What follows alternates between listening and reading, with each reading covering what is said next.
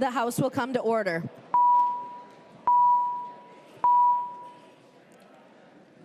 Prayer by the chaplain.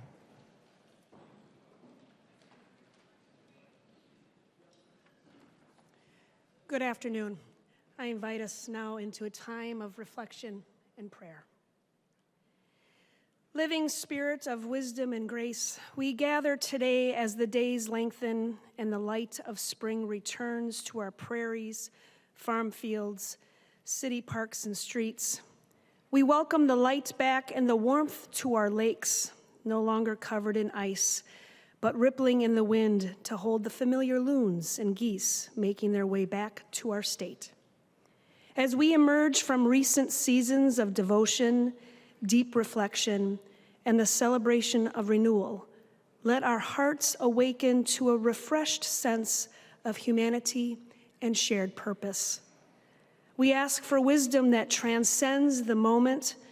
In this chamber of deep dialogue and debate, grant us the creativity and innovation to solve the challenges of our time and the goodness to ensure those solutions reach every member of society. May we be guided by a commitment to justice and inclusivity, ensuring that our work honors the dignity of all. Grant us the courage of transparency and the strength of accountability, remembering that we are stewards of a sacred public trust. In our disagreements, let there be an unwavering respect for the other.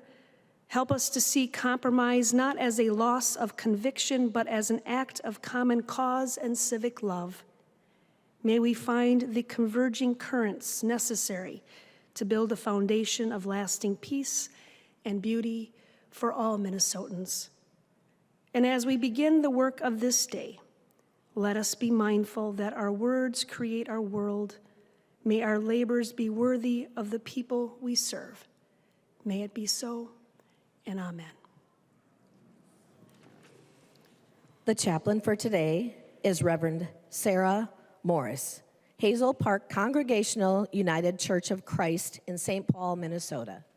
Pledge of Allegiance. Please remain standing and recite the Pledge of Allegiance to the flag of the United States of America.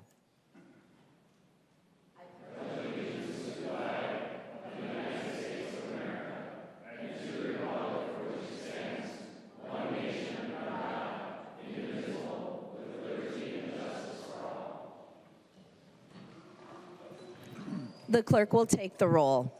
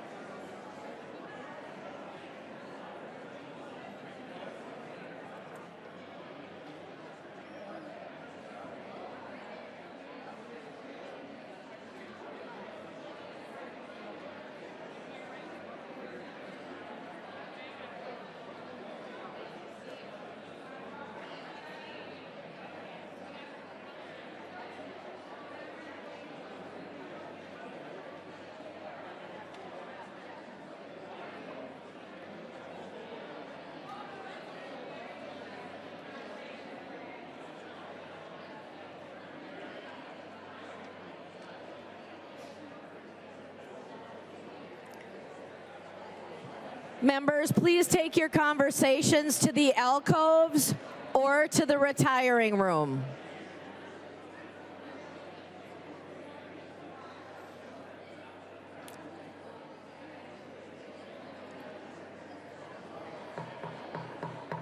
Members, please take your conversations to the retiring room or the alcoves. The clerk will call the name of the member participating remotely. Ray Rauer. There you go. Here. Ray Rauer, present.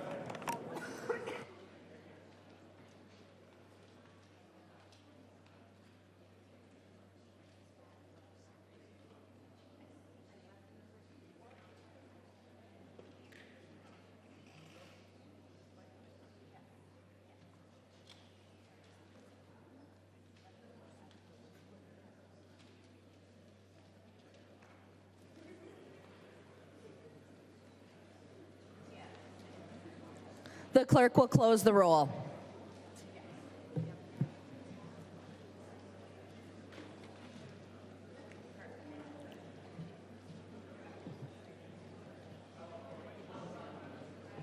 A quorum is present. The clerk will read the journal of the preceding day. Journal of the House, 94th session, 2026, 53rd day, St. Paul, Minnesota, Thursday, March 26, 2026. If there is no objection, further reading of the journal will be dispensed with, and the journal will be approved as corrected by the chief clerk. Hearing no objection, the journal is approved as corrected by the chief clerk.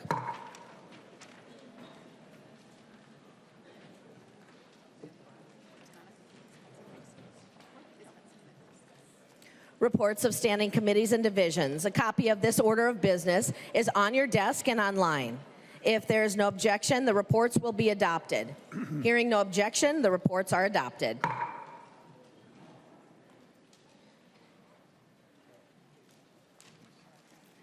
Second reading of House files.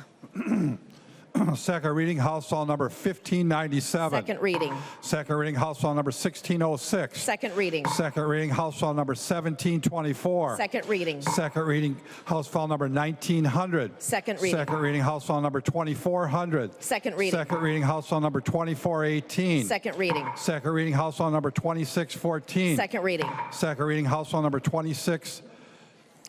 Second reading. Second reading, House File number 2627. Second reading. Second reading, House File number 2700. Second reading. Second reading, House File number 2740. Second reading. Second reading, House File number 3024. Second reading. Second reading, House File number 3067. Second reading. Second reading, House File number 3133. Second reading. Second reading, House File number 3155. Second reading. Second reading, House File number 3356. Second reading. Second reading, House File number 3437. Second reading. Second reading, House File number 3459. Second reading. Second reading, House File number 3496. Second reading. Second reading, House File number 3554. Second reading. Second reading, House File number 3629. Second reading. Second reading, House File number 3658. Second reading. Second reading, House File number 3694. Second reading. Second reading, House File number 3711. Second reading. Second reading, House number 3825. Second reading. Second reading, House number 3826. Second reading. Second reading, House number 3827. Second reading. Second reading, House number 3844. Second reading. Second reading, House number 3908. Second reading. Second reading, House number 3951. Second reading. Second reading, House number 3910. Second reading. Second reading, House number 3990. Second reading. Second reading, House number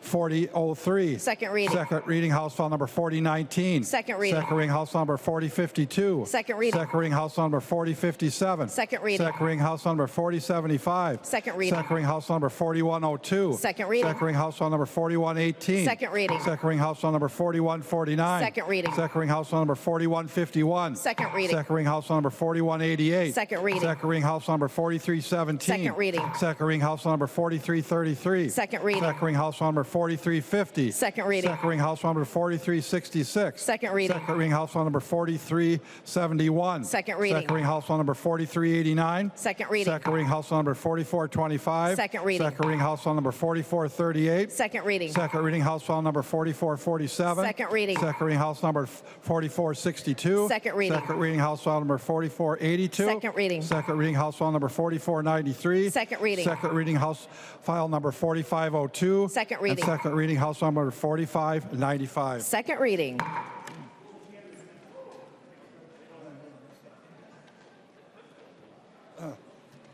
Second reading of Senate files. Second reading, Senate File number 1750. Second reading.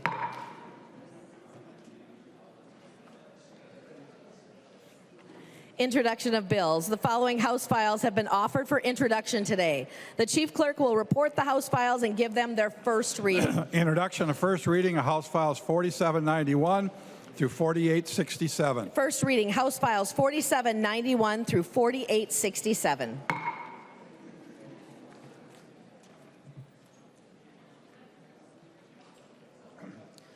Report from the Committee on Rules and Legislative Administration. Niska from the Committee on Rules and Legislative Administration, pursuant to Rules 1.21 and 3.33, designates the following bills to be placed on the calendar for the day for Thursday, April 9th, 2026, and establishes a pre-filing requirement for amendments offered to the following bills.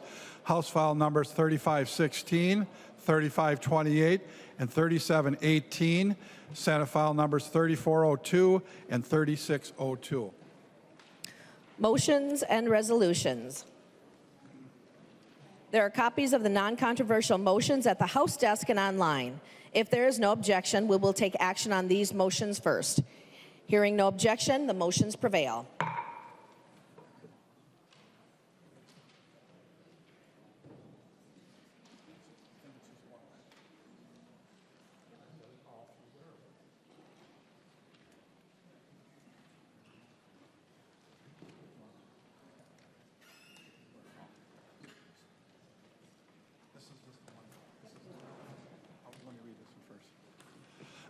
Bakeberg moves that Senate File number 3887 be recalled from the Committee on Elections, Finance, and Government Operations, and together with House File number 3571, now on the General Register, be referred to the Chief Clerk for comparison. I recognize the member from Scott, Representative Bakeberg. To your motion. Madam Speaker, that's my motion. We just need to compare these. Things got crossed up between the House and the Senate. So, thank you. Further discussion on the motion? All those in favor, aye. Those opposed, nay. The motion prevails.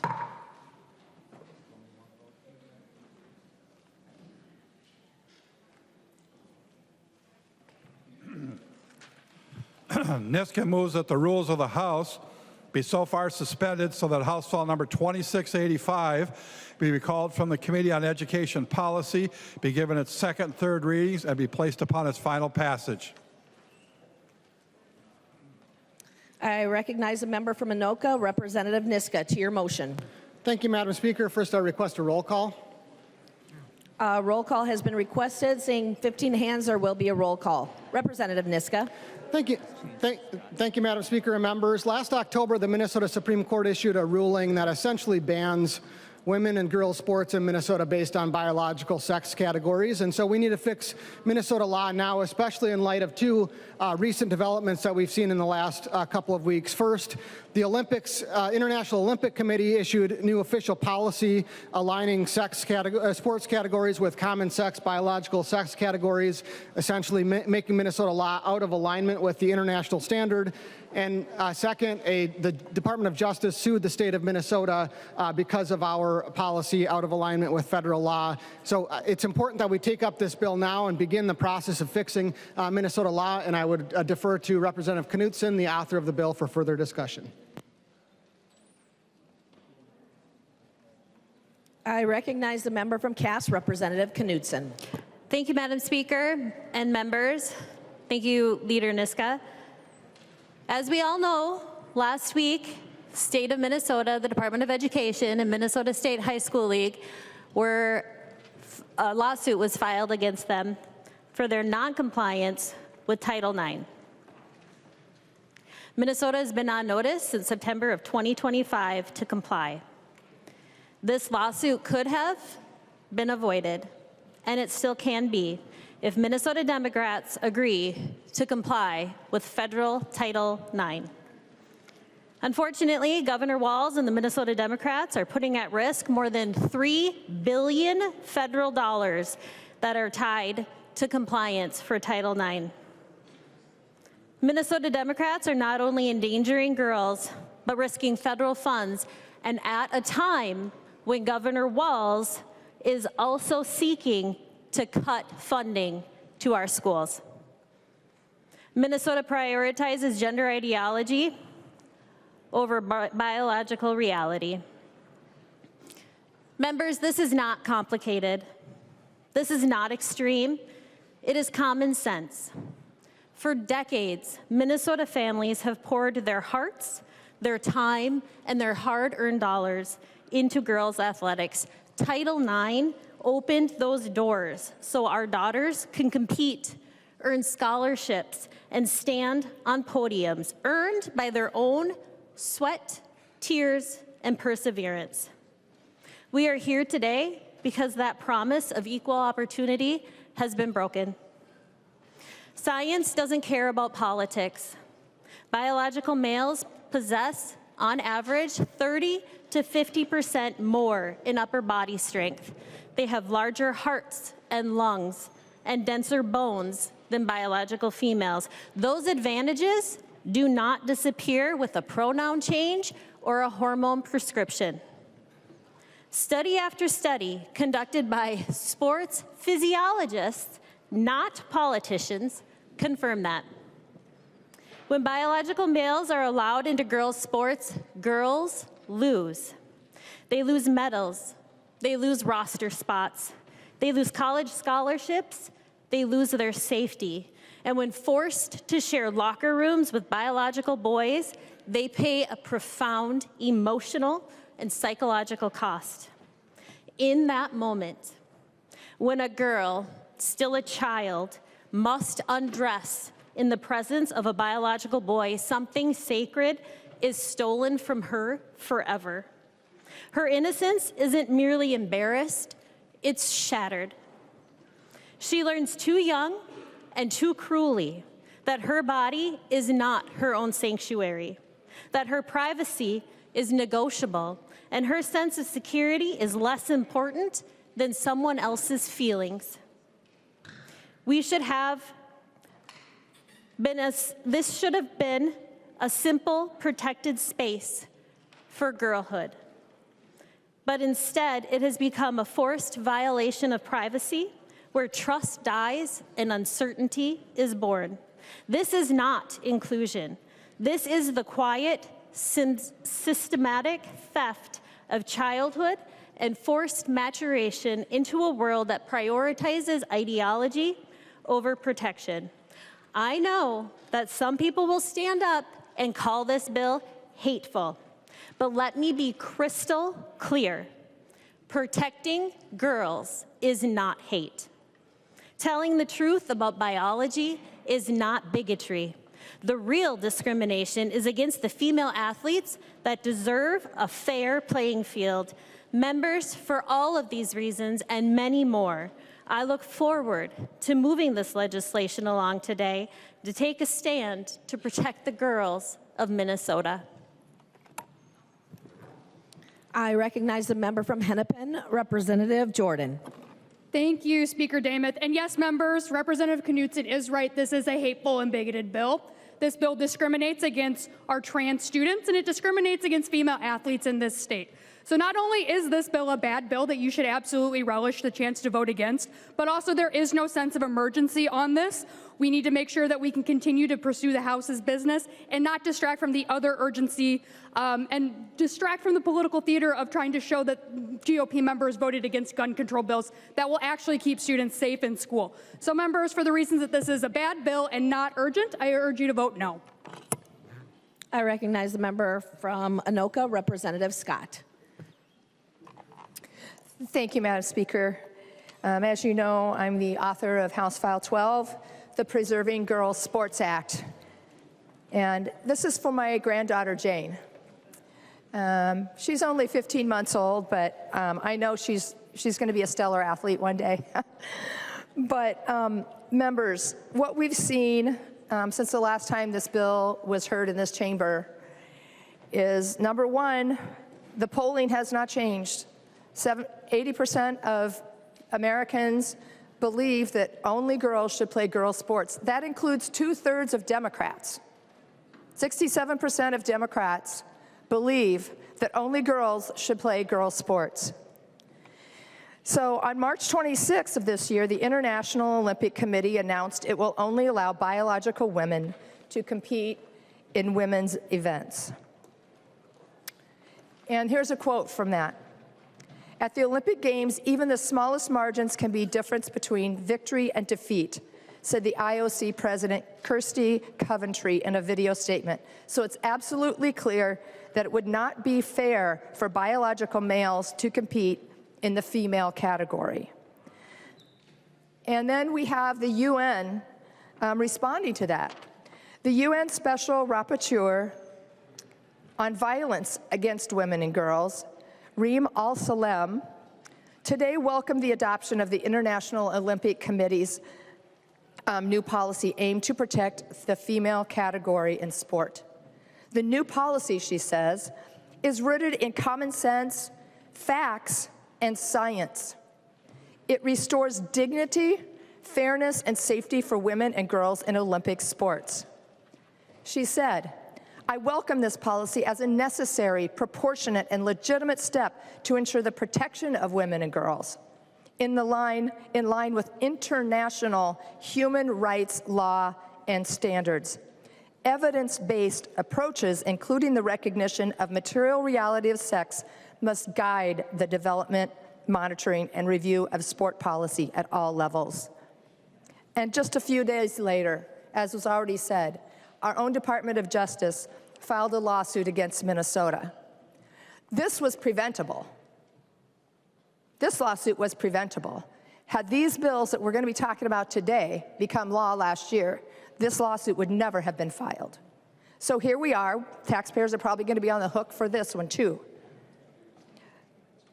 But on the federal level, somebody has our girls' backs. According to the complaint, defendants, Minnesota Department of Education, and the Minnesota High School League have engaged in sex-based discrimination by requiring girls to compete against boys in athletic competition that are designated exclusively for girls and allowing boys to invade intimate spaces designated exclusively for girls, such as multi-person locker rooms and bathrooms. These unfair, intentionally discriminatory practices violate every core of Title IX. Members, we shouldn't be here. This is common sense. The public is with us. The girls of this state are with us, and they need protecting. Let's not throw out all of their hard-earned time and effort to become excellent at the sport that they participate in. Let's not throw that out. Let's vote today to protect our girls. I recognize the member from Ramsey, Representative Finke. Thank you, Madam Speaker. Thank you, members, for another opportunity to have this discussion. We've had it before. I don't have a lot of new information to add. We've talked about this ad nauseum. We have inclusion as the law of Minnesota. That law has neither been changed nor overturned. We had a Supreme Court ruling in Minnesota affirm transgender inclusion is the law in the state of Minnesota. We know, and voters know, that this is not a real problem. This problem never existed until Republicans were instructed to make it a problem. And trans inclusion had been a part of our world forever before that, and we will be forever after this moment. I would like to also just remind the people of Minnesota that the President of the United States has given an 8 p.m. deadline for the annihilation of an entire country on the earth, and we are doing this, a problem that is not real, while the President is actually talking about destroying a nation, committing acts of war beyond the wildest imaginations that I could ever imagine. The people of Minnesota know what is a problem, and the people of Minnesota know what is not a problem. I recognize the member from St. Louis, Representative Zalesnikar.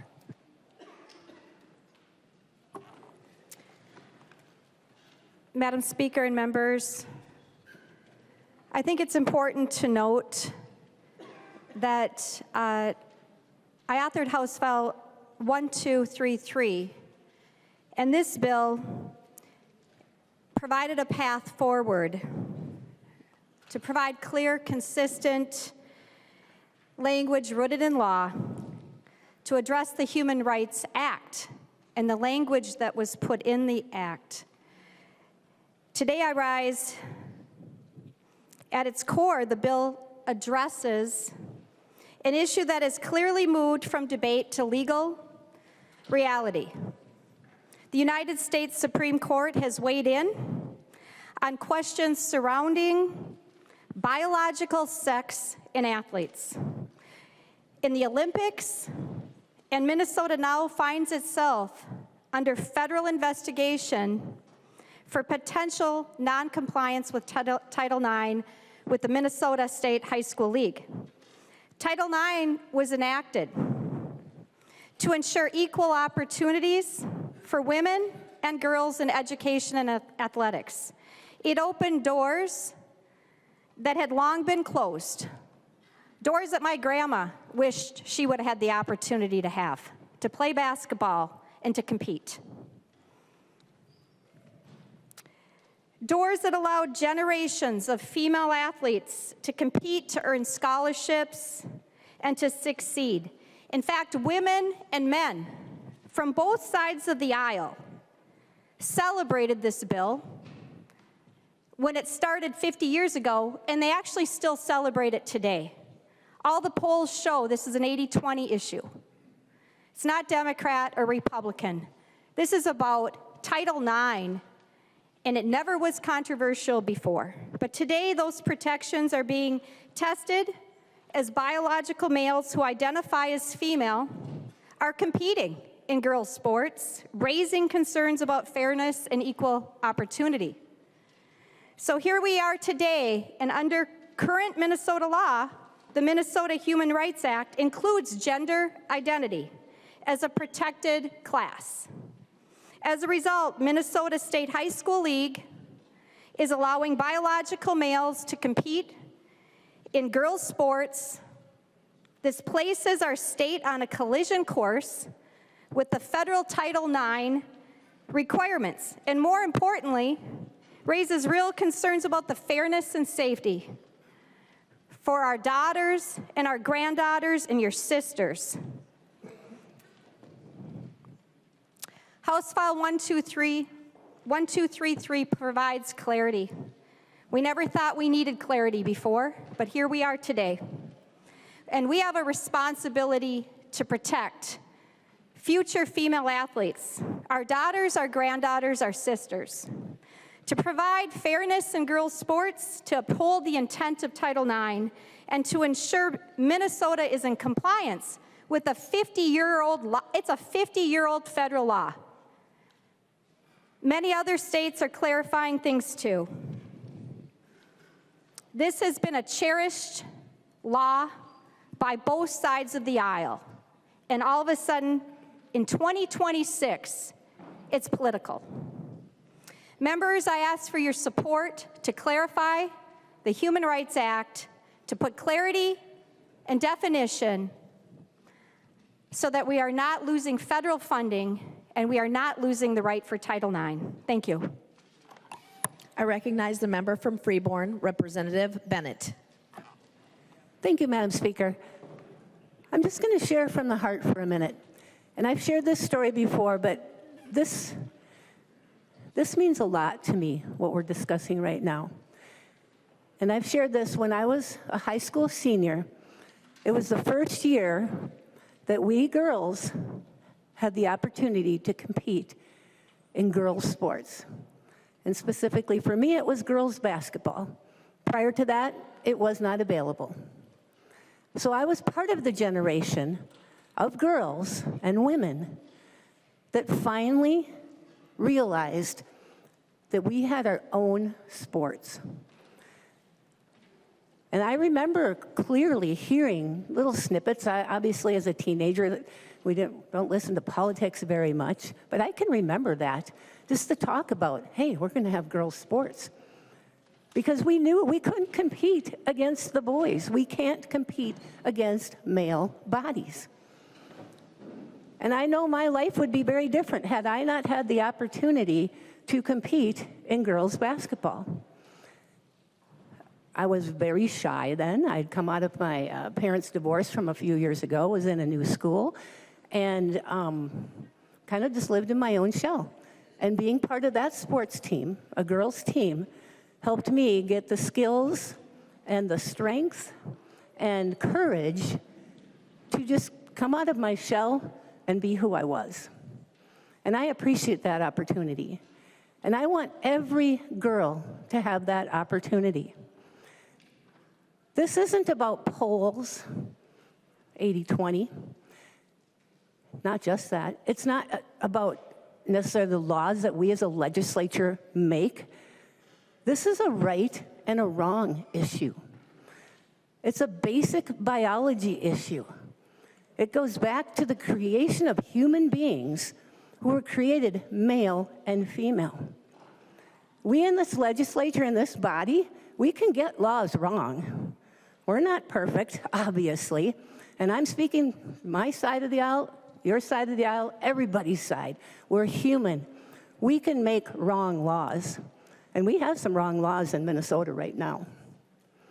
But the right thing to do at this time is to bring this bill forward and make sure our girls in school understand that they can be safe, that they can compete against female bodies and not have to worry about the stronger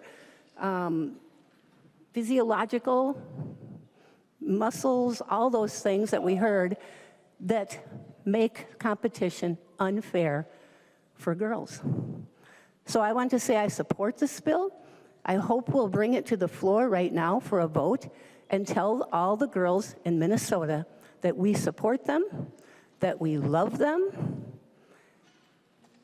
and that we'll do the right thing. Thank you. I recognize the member from Ramsey, Representative Moeller.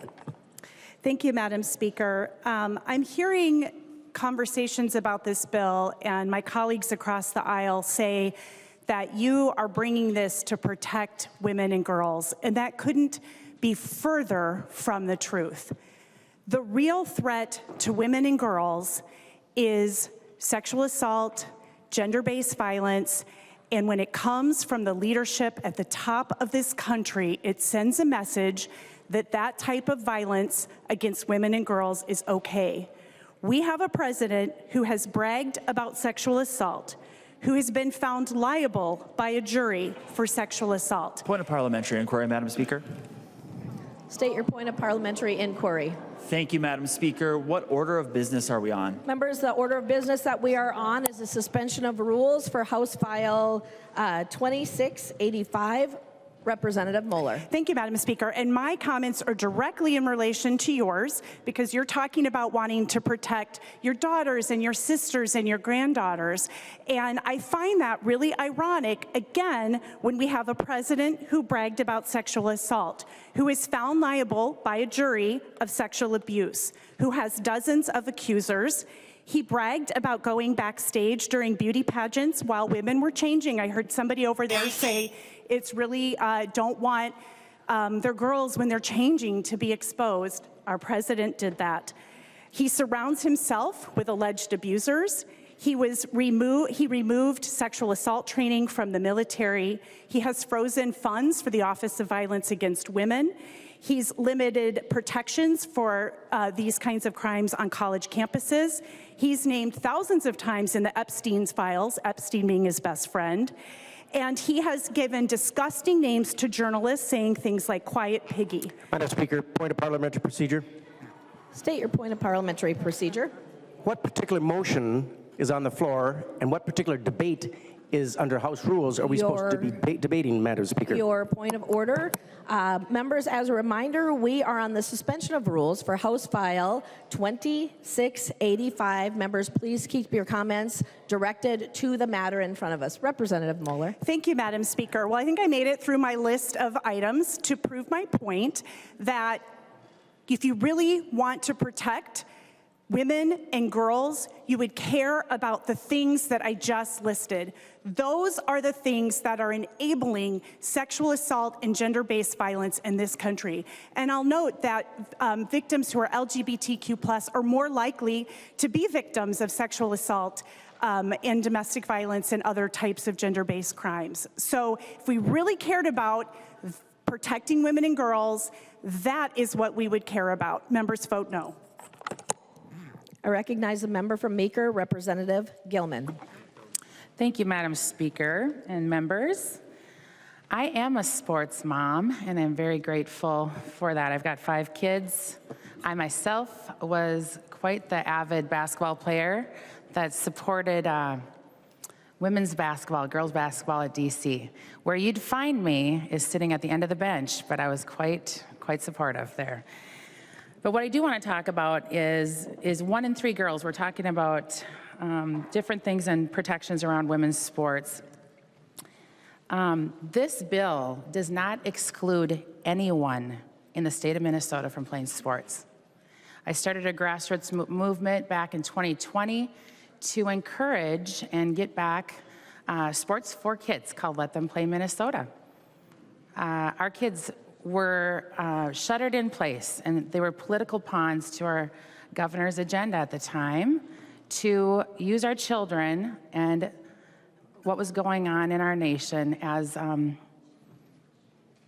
for benefits that I won't even go into because this doesn't have to do with this bill. But I will say this.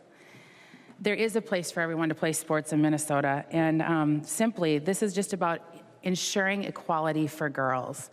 Being a bench warmer basketball player taught me many valuable things and helped ensure that I had a safe place to call home.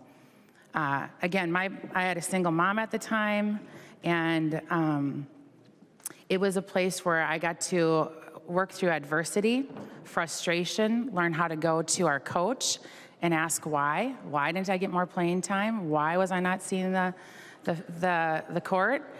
And the facts were the facts. There were better players out there than me. There were players that are now sitting on the Hall of Fame at Dassel-Cokato High School that I helped get there because I played my tail off in practice.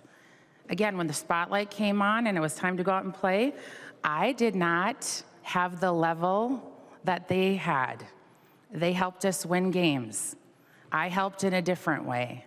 And what we are doing here, people, is we're saying, girls, your value and your worth is not there. You don't get to have safe spaces. And when I talk about safe spaces, I can't imagine what I would have felt like as a young teenager having a biological male changing in my locker room. With the things that I was going through and the things I'd been exposed to, it was would have been very traumatic for me personally. But I'm gonna talk to you about Kendall. Kendall Kotzmacher. She got to play in the state tournament this summer that we probably all heard about. And there was an article posted by Alpha News, and it just says here, Minnesota softball players cheated out of state tournament, speaks out about trans pitcher. I'm gonna just tell you a few of her quotes here in this, because it's very powerful. Kendall said that there's so many girls that did so many amazing things that whole tournament, and all anyone could talk about was Champlin. We upset the 3 seed of the whole tournament, and right after the game, it was like, you get to play Champlin now, and that talk was all about the biological male being on the team. Kendall also went on to say, I think of me and other women, and it makes us feel like we don't matter. And obviously, playing a biological male is not something I ever thought would happen in my lifetime. So going there and seeing that, it was like everyone was supporting Champlin, and it just kind of felt like we were being pushed aside. She went on to say it hurts a lot. Obviously, softball is growing into such a big sport at the collegiate level, and now a new pro league. And Title IX paved the way for this and for us. They set the tone and they set the standard for younger generations, such as myself, to see this now being ignored. It just shows that a biological male can come in and take away everything we've worked through And for all these years, it's so heartbreaking. At the college level, I won't have to deal with this personally because of the new law that was put into place. But the younger generations, it's not something I want them to have ever to experience. And I have a 10-year-old cousin and a coach that coaches the 10-year-old team. And again, she goes on to talk about her experience and just how emotional it is for them. So when we say there's no problem here, it depends on what people call problems. Again, like we can look at something from many different lenses here in this place, and I'm grateful. There's things that I've learned being in this role, representing 40-some thousand people that don't vote the same way that I do. And I'm grateful. I'm grateful that I've been able to lock arms with people across the aisle to get things done. I've also been very frustrated because we get discounted at times because it doesn't align with something that was thrown through when there was a Democrat trifecta here. Another message I got from a mom, a concerned mom, sent me a message, and she said, I get so frustrated. They claim that Republicans are taking away women's rights when in reality, that's exactly what they're doing. I have a girl athlete, and I'm so thankful that her softball team did not have to deal with the issue many of the other softball teams had to. This isn't about being disrespectful. I'm not standing here to be mean or disheartening or the word bigoted. Hearing that word is so frustrating to me because that's not what we're here for. We are here to ensure, again, that women and girls have equality. The simple fact that you have to use the word trans female, that is a different definition than what I grew up with. Then the majority of us that grew up in this room did not know any different. So again, this bill, again, is because we love our kids, and there's so much opportunity. The Minnesota State High School League adapted. Things changed in 2020 and 2021. We collectively pushed back at the governor's, all his orders that he had. We pushed back collectively as a state and said, no, this is not going to work. We're talking about, we just went over his budget today. We're going to push back. We can do that. We're legislators. And this is our body and this is our chamber. Again, I'm gonna just say this here quick.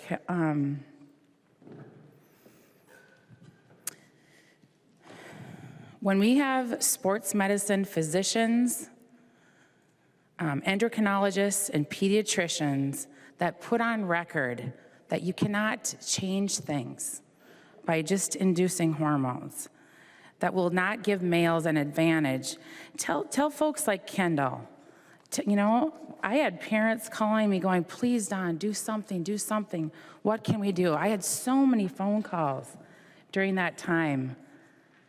And that type of adversity I didn't have to live through. I lived through different types of adversity. But again, the Minnesota State High School League, we could collectively get a working group together. That's what people like to do around here, is get working groups and get reports and do all these things. We could get a working group together and let's find a solution. Let's rattle the cage and go, hey, Minnesota State High School League, let's talk about co-ed leagues. Do you know that in Minnesota, the girls wrestling, how it started, what's been happening with that, and how fantastic it is that girls get to compete at a level together, and they've started a movement here, and it's been so fun to watch and learn about. But why don't we get together and come up with a solution so that this isn't the fight? Our grandmas fought for equality. Thank God. Hearing Representative Bennett's story is powerful. Thank you for sharing that again. What have I, the oldest of 3 girls to a divorced mom, a survivor of my own sorts from when I was young, have been in the same locker room as a biological male, going through the trauma I was going through? I can say that's a heck no. I would not have done that. It would have not been a safe space. And it's not because I don't care for people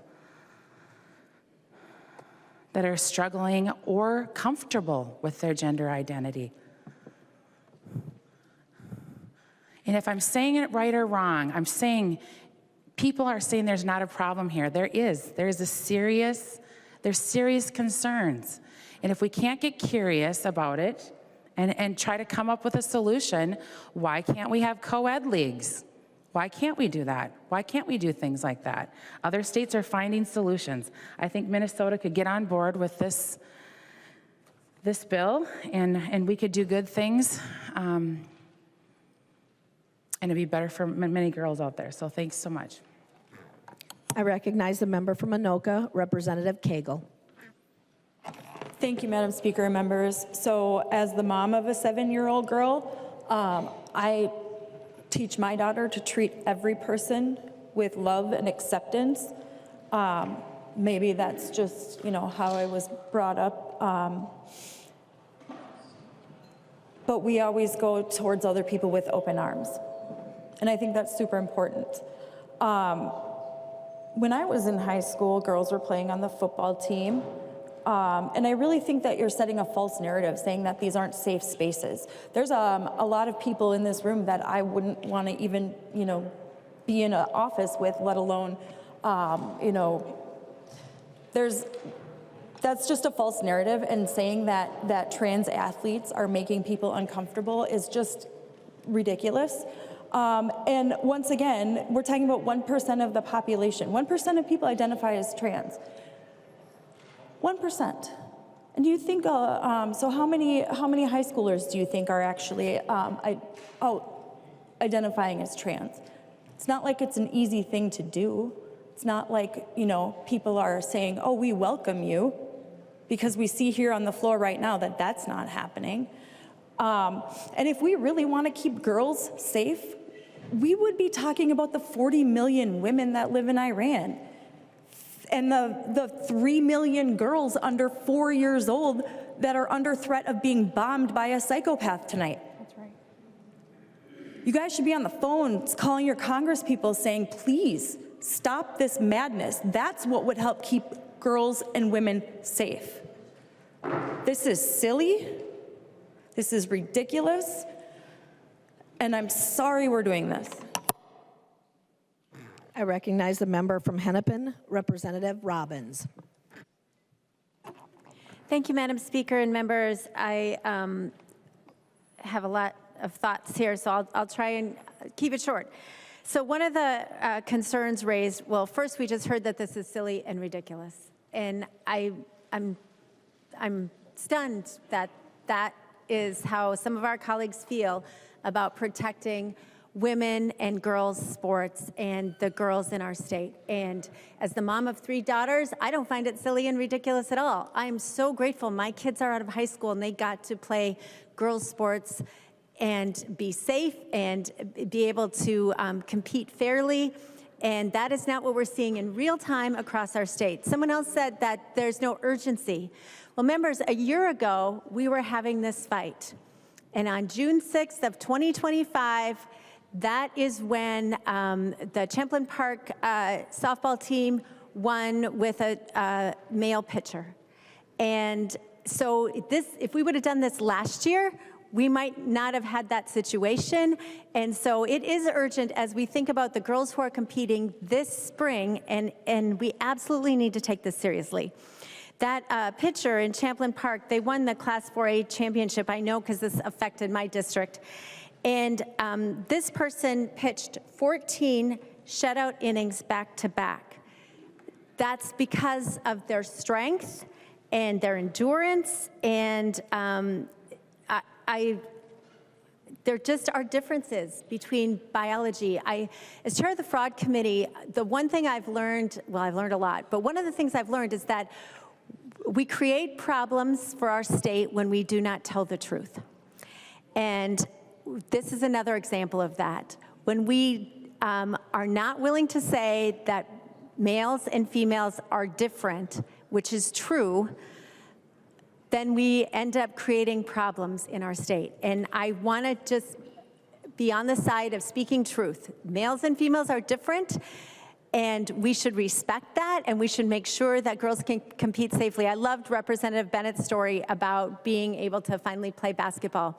I'm a little bit younger, and I didn't have that experience, but my mom and my aunt were not able to play sports in high school. And when my sister and I were able to play sports, they were thrilled. They were the biggest supporters because we were the first generation to get that opportunity that they hadn't had. And I can't imagine that just a generation later, we are going back on that for the women and girls in our state. It's stunning to me.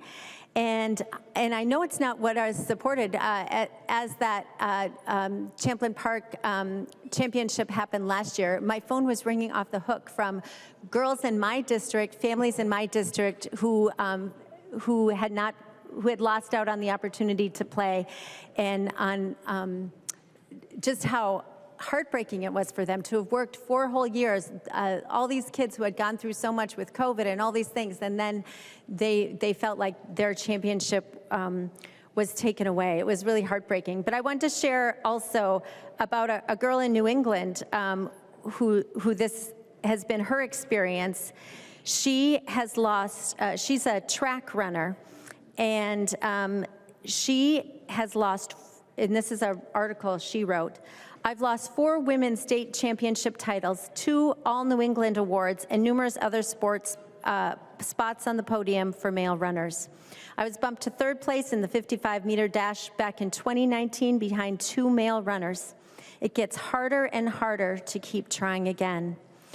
And I think that's what we're facing, members. We are not only putting girls at risk because of the biological differences, we are putting girls at risk because of the psychological trauma of having to change and be in front of boys in a locker room situation.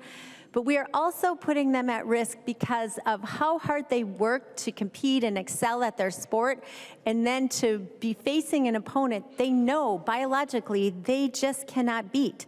It just wears them down. There's a group called the American College of Sports Medicine, and this is how they describe the differences. Biological sex is a primary determinant of athletic performance because of fundamental sex differences in anatomy and physiology dictated by the sex chromosomes and sex hormones.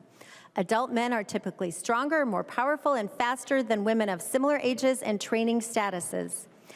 Thus, for athletic events and sports relying on endurance, muscle strength, speed, and power, males typically outperform females by 10 to 30%, depending on the requirements of the event.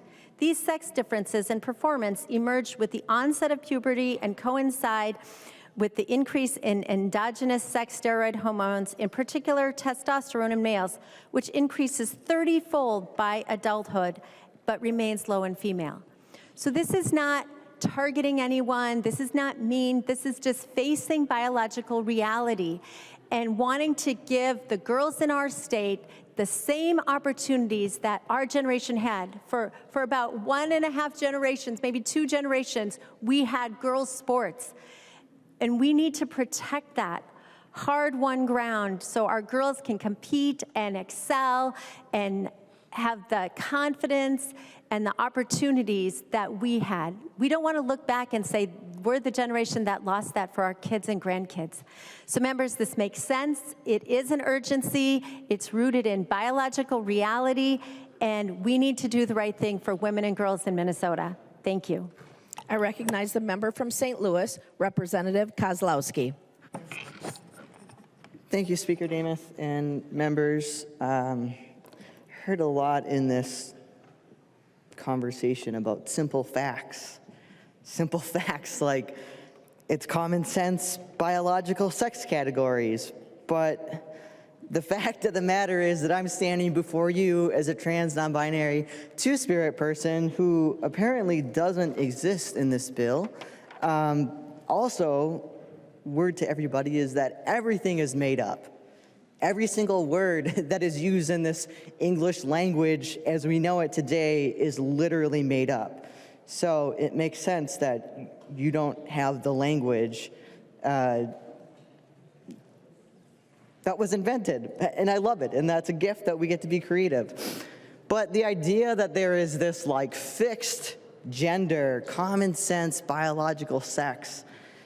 I was on a call yesterday with a national group of Native Americans who are 4 other Two-Spirit people, and we were all talking about how gender binary was brought to these lands. Yeah, right there. Super kindly given away, right? That's a simple fact too, if you go by the words up there. That gender binary is a colonial export and not an immutable global truth. We do exist and have existed since time immemorial. Simple facts, like I heard data reference to March 2026. Well, that's also the same time when a new study came out, and it shows that 4 in 10 Americans just so happen to know a trans person. And not just know them, love them, you know, call them neighbor, call them coworker, call them small business owner in your community, hilarious comedians, doctors in our communities. And that 85% of people across all political affiliations, this new research shows, not that we follow polls, but that they agree. The fundamental premise that every single human being, including trans, Two-Spirit, and non-binary people, deserve access to health care, to live in public life, and to have a future that is worthy of them and free of discrimination. We heard it say, protect the girls, and I couldn't agree more. I say protect the dolls too. And it's great because we can finally agree on something, that trans girls are girls, so protect the girls. That trans boys are boys, so protect the boys too. Non-binary kids are non-binary kids. They exist. I've always existed in the flesh. That Two-Spirit kids are Two-Spirit kids, and adult Two-Spirits, well, I'll just say we're too sacred. And only the natives will understand that. But in all seriousness, if we really want to protect women and girls, then we'd do what they're asking, and we'd invest in them, and we'd invest in sports, and we'd be able to name more than just one of them.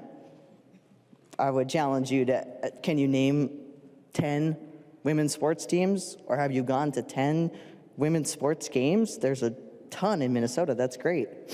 And I was thinking this weekend, because I've been paying a ton of attention to the legendary black coach from South Carolina who did take the L but showed how to take it with grace and with power. And that's Don Staley.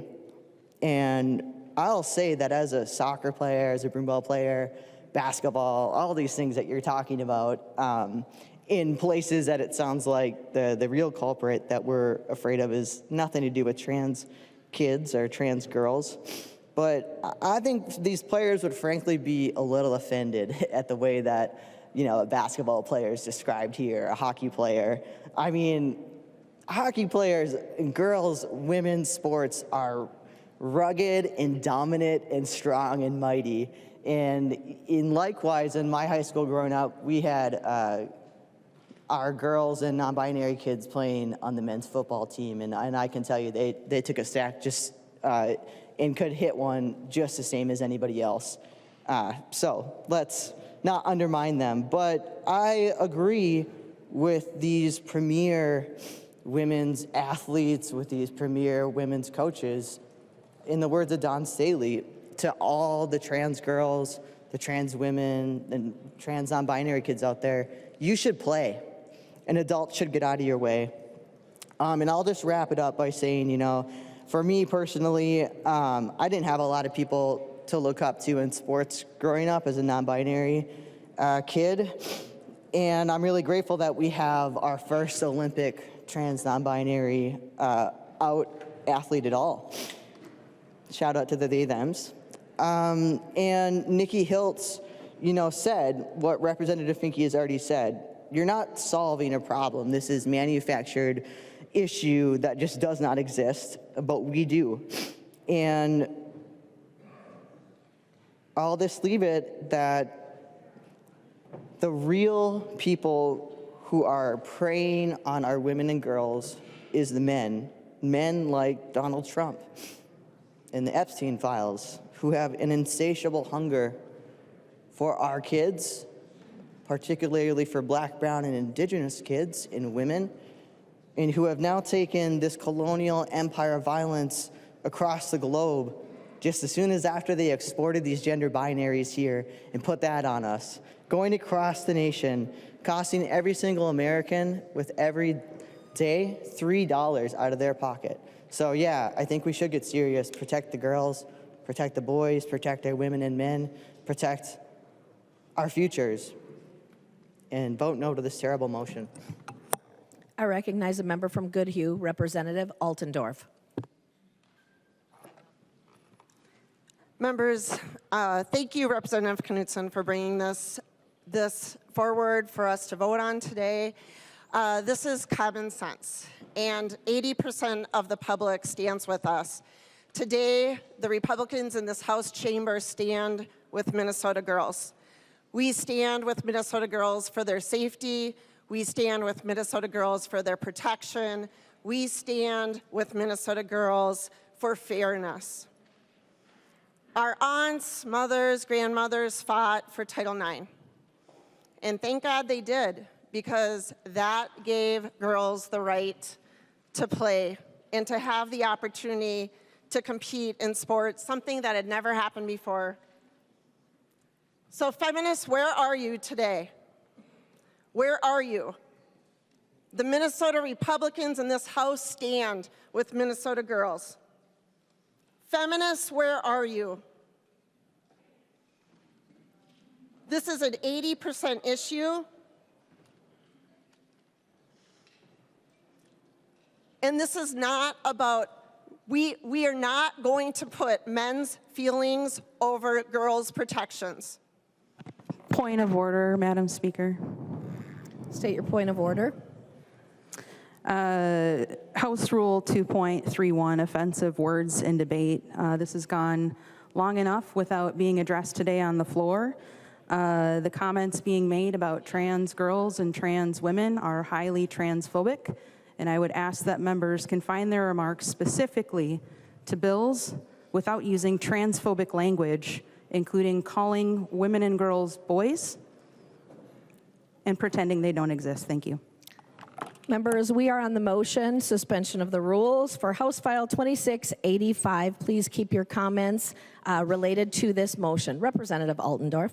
Thank you, Madam Speaker. And again, today we are not going to put men's feelings over protecting our girls in the state of Minnesota. It is good to see that the Olympics... Point of order, Madam Speaker. State your point of order. Same point of order, House Rule 2.31, offensive words in debate. It is highly offensive. It is transphobic to continue to refer to girls and women as men. I would ask that the Speaker find that it is inappropriate to do so on the floor and direct members to discontinue transphobic remarks. Thank you. As a reminder, members, we are on the suspension of rules for House File 2685.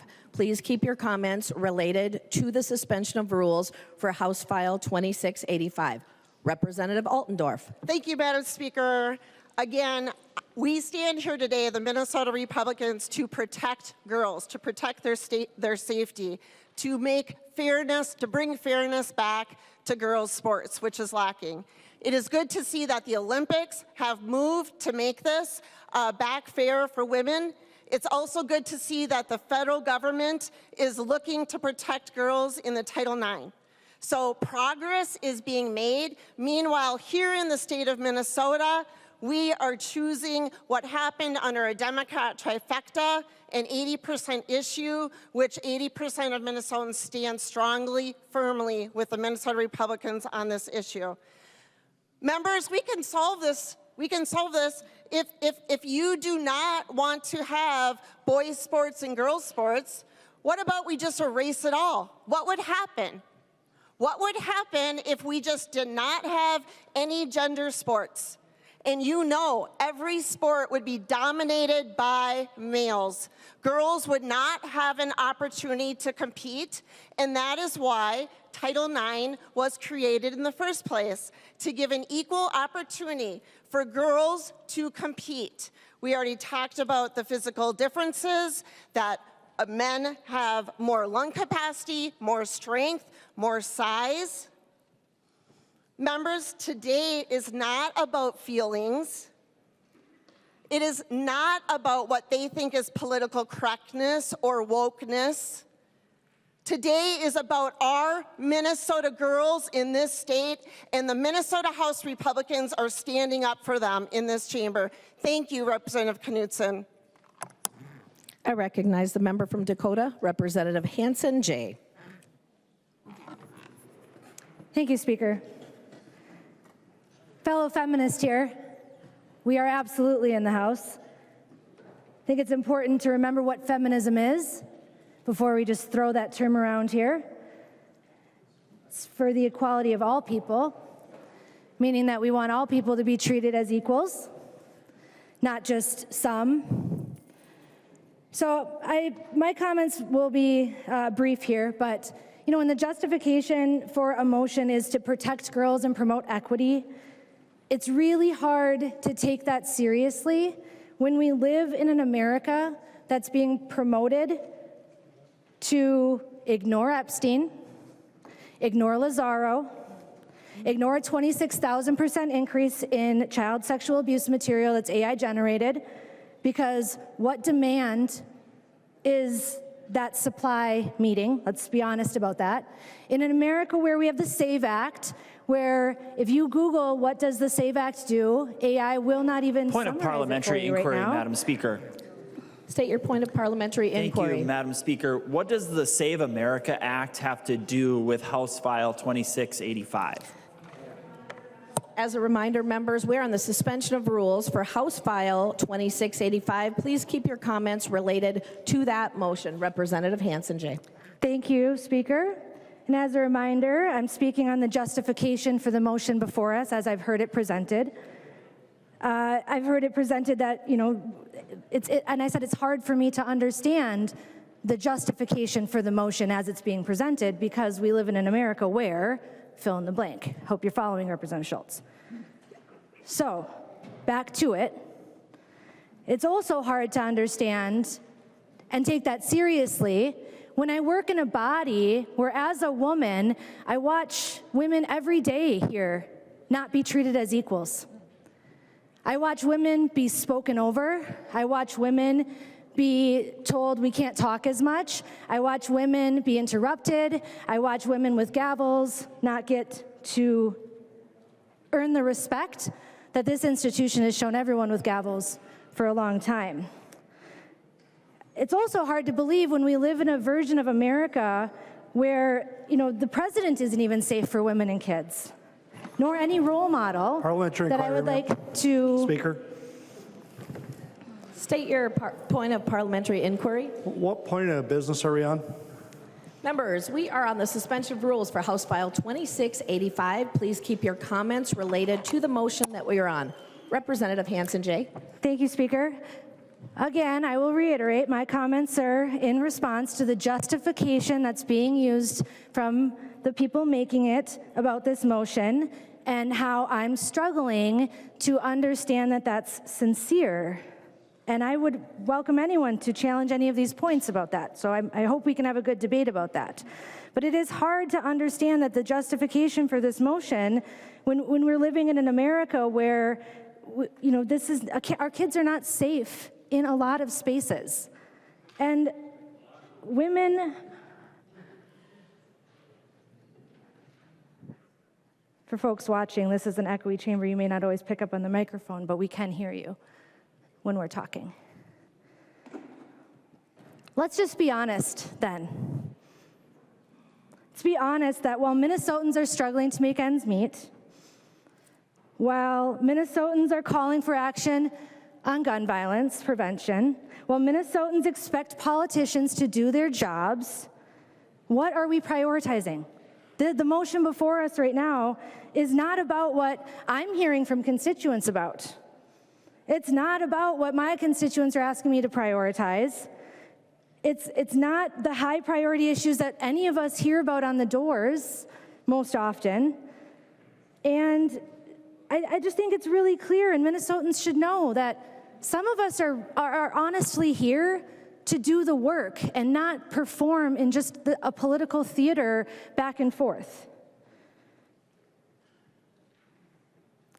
Some people are just here to politicize people's existence in what I will honestly say is a bit of an odd and creepy, obsessive sort of way, because it's been going on for a really long time, where we have children who are already struggling to feel like they are included, struggling to feel like they belong, struggling to not face the pains of what it feels like to feel suicidal when you are treated like you don't belong, with grown-ups in decision-making places like this who ignore that their rhetoric matters.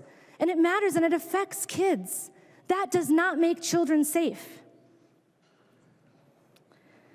Some of us are really here to get work done. We saw last week, some of us just want to give up and go home. But with motions like this before us, it's really hard to believe that while some of us are here to pass thorough, funded, effective policies about things people care about, like fraud prevention, to combat that, some people are really honestly doing everything in their power to block it and make a spectacle of it, as if to mock Minnesotans' concerns. The actual concerns we hear about on the doors, the actual concerns we hear in our inboxes. So let's just stop playing with people's emotions here, right? Let's just be clear that some of us are actually here to work. Some of us are here to be respectful to all Minnesotans, no matter who they are. Some of us are here to understand the impact of our rhetoric as it will land in a child's mind and heart. That matters to some of us. Some of us happen to care what a child takes away from a conversation like this. And other people are just out of touch with the issues that truly matter to Minnesotans and are really just here to play politics and are really unaware, and some people maybe just don't care how that rhetoric lands with some kids or how it lands with people. So I hope the public knows that while one side of the aisle here is ready to get real work done, we would love to move this motion along at any moment. Thank you. I recognize the member from Crow Wing, Representative Heinzman. Thank you, Madam Speaker. Thank you, members. I have high hope today that this urgency will be recognized and we will protect girls' sports in Minnesota, but I have a feeling that this motion will fail. And although there is all kinds of discussion about what is being heard at doors and what's not being heard, the reality is this is an 80-20 issue. And the reality is also that apparently there's a large group of folks that aren't listening to the 70 to 80% of Minnesotans that are saying, fix this. I'm the father of 3 daughters, and I'm very proud to stand and speak for them today, and for the many constituents that have spoken to me about this issue and continue to write emails and continue to call and text me and say, how can this not get fixed? My daughters are volleyball players. We've heard from basketball players and wrestlers, girls that just want to be able to participate. Representative Bennett, your story has been mentioned by a number of members who were very impacted by that. I'm another member that was impacted by that story. The story of our grandmothers who didn't get to have an opportunity to play sports. And in this modern society, at least here in Minnesota, Democrats are standing in the way of this issue coming to the floor. I hope Minnesotans are watching and see who is standing in the way of protecting girls' sports today. Republicans are ready to get this finished, get this done today, right now.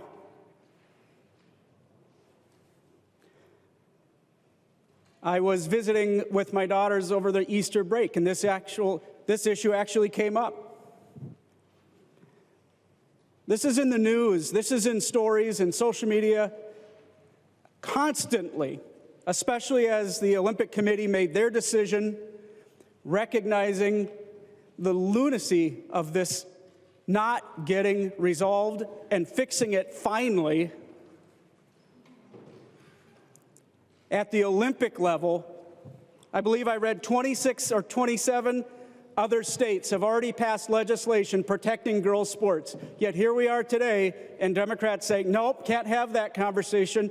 We're going to stand against recognizing the urgency of this issue and are not going to allow us to pass this protection for our girls.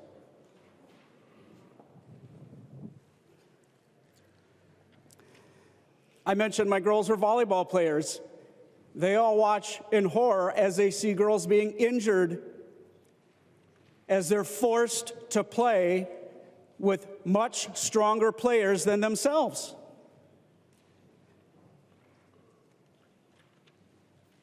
And we can stare into our laptops and into our cell phones and ignore the fact that this is happening on the other side of the aisle. It's unreal, quite honestly, for us to watch this.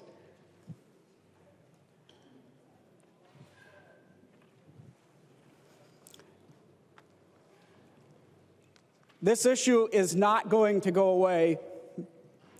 Minnesotans are going to continue to stand and say, no, we will push this issue and protect our girls' sports. And I stand with them.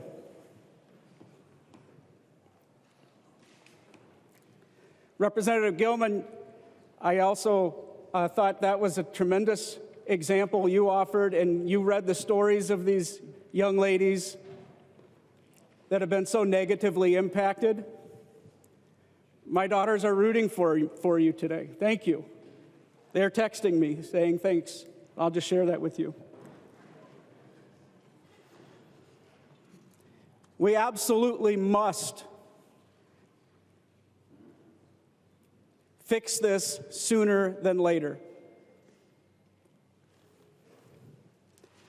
So I had to speak today. I wasn't going to, but when I hear the debate, it's just, quite honestly, it's very discouraging.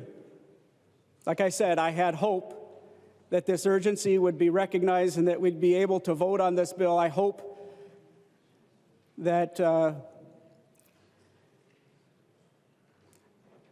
members see how important this is and that the stories that are being told are resonating with those on the other side of the aisle. I'll leave it there. Thank you, Madam Speaker. I recognize a member from Hennepin, Representative Lee X. Thank you, Speaker. Today I'm hearing that we want to protect, we want to be there for our Minnesota girls. So let's do it. Let's do it for all of them. All Minnesota girls. And that's why I'm urging members to vote no on this ban, because you're banning girls if you're voting yes for this bill. And why are we focusing on biological, physiological differences? You talk about muscle structure. You talk about physical features, bone density. What about academics? What about their mental acuity? What about their sports history? Do they come from a legacy, a family who's played softball or any other sport for generations? What kind of advantages do those girls have over other girls? How come we're not focusing on that?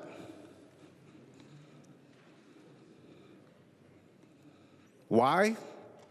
Why are we just focusing on physical differences? Sure, they play a part in competition, but just like we've heard earlier from the other side, every girl has a role to play.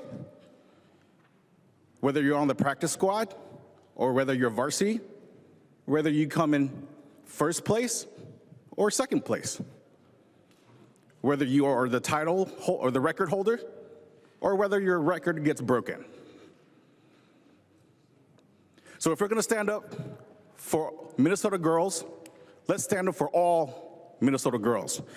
And then to that point, let me share a couple words from a CCX article that was from last year, because this is a controversial issue. The school board met, and this is what a teammate said. Despite all the hate and outside noise our team had endured, we stuck together and continued to play as not just teammates, but as family, said Reese Reimler, a Champlain Park softball player. Our team's accomplishment is truly a reflection on everyone's combined efforts and relentless training. And then a parent told the board that suggesting that the championship wasn't earned, quote, because we happen to have a transgender player, is not only unfounded, but also deeply dismissive of the team's hard work, talent, and skills. So I urge members to vote no and go Rebels. I recognize the member from Todd, Representative Wiener. Thank you, Madam Speaker. I find it repugnant that the other side downplays the seriousness of this issue. How dare you treat our daughters this way? This bill is about fairness. We teach it to our kids, we expect it in our workplace, and kids learn fairness in sports, where rules exist for one simple reason: to create a level playing field. We can and should treat every person with dignity. That's not the issue. The question is whether it's fair, safe, or just to allow biological boys to compete in girls' sports. When you look at the facts, at biology, at performance data, and the purpose of women's athletics, the answer is clear. Before puberty, we look at facts, or before puberty, boys and girls are relatively similar in athletic performance. But once puberty begins, significant physiological differences emerge due to testosterone. As mentioned before, greater muscle mass, 30 to 40% more in the upper body, higher bone density, larger heart and lung capacity, faster reaction times, higher hemoglobin levels, which improve oxygen delivery. And these aren't small differences, they're fundamental advantages. So even after testosterone suppression, studies show that many of the advantages are only partially reduced, not eliminated. Muscle structure, bone size, and cardiovascular capacity don't simply reset. That's why we separate sports by sex in the first place. We're doing this not to exclude, but to ensure fairness. Differences aren't theological, it's measurable, it's consistent nearly across every sport. Track and field elite male athletes outperform the female athletes by roughly 10 to 12% in running events. In strength sports, the gap's even larger, roughly 30%. High school athletics, boys record frequently exceed girls' Olympic level performances in comparable events. So to put it simply, thousands of male athletes outperform the best female athletes in the world. It's not simply about training harder. That's not the effect. It's about biology, and it's about fairness. Title IX was passed to ensure that girls and women had equal opportunity in sports. Opportunities that had long been denied, like what was discussed earlier. Thank you, Representative Bennett. It created a space for female athletes to compete, to earn scholarships, to build confidence, and to succeed. But if biological males are allowed to compete in female categories, these opportunities erode. We've already seen it, girls losing championships, losing roster spots, losing scholarship opportunities, and stepping away from sports altogether. When one athlete has a biological advantage, it doesn't just affect a single match or a race, it affects every competitor in that field. And there's also the safety issue. In contact sports, size and strength differ greatly. We've seen injuries occur when female athletes compete against larger, stronger opponents. Even in non-contact sports, the differences are stark. So let's be clear about this. The conversation is not about excluding anyone from sports. Everyone should have the opportunity to compete, but inclusion cannot come at the cost of fairness. We understand this principle in other areas.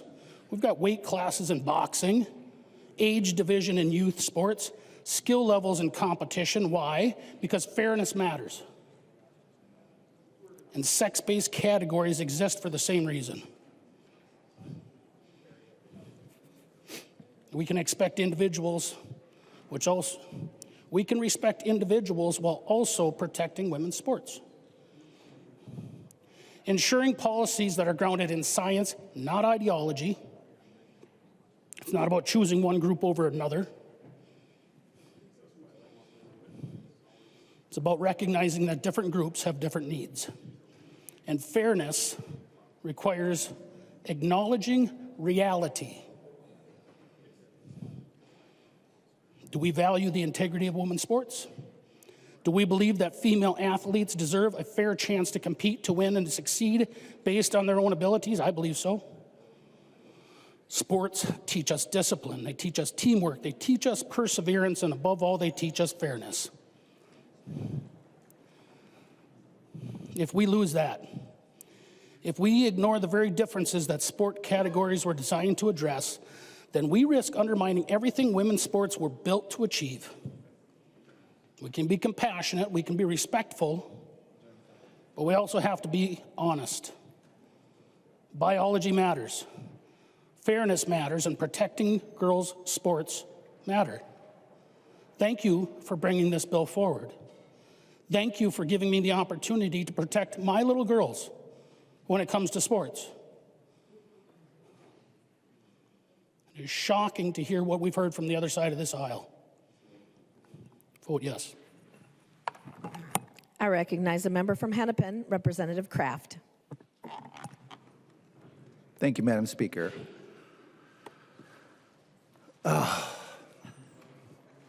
Jeez. Here we are again. Many thoughts. You know, I heard, we haven't grown up with this issue, and it's this urgency, but actually, gender identity has been protected in the Minnesota Human Rights Act since 1993.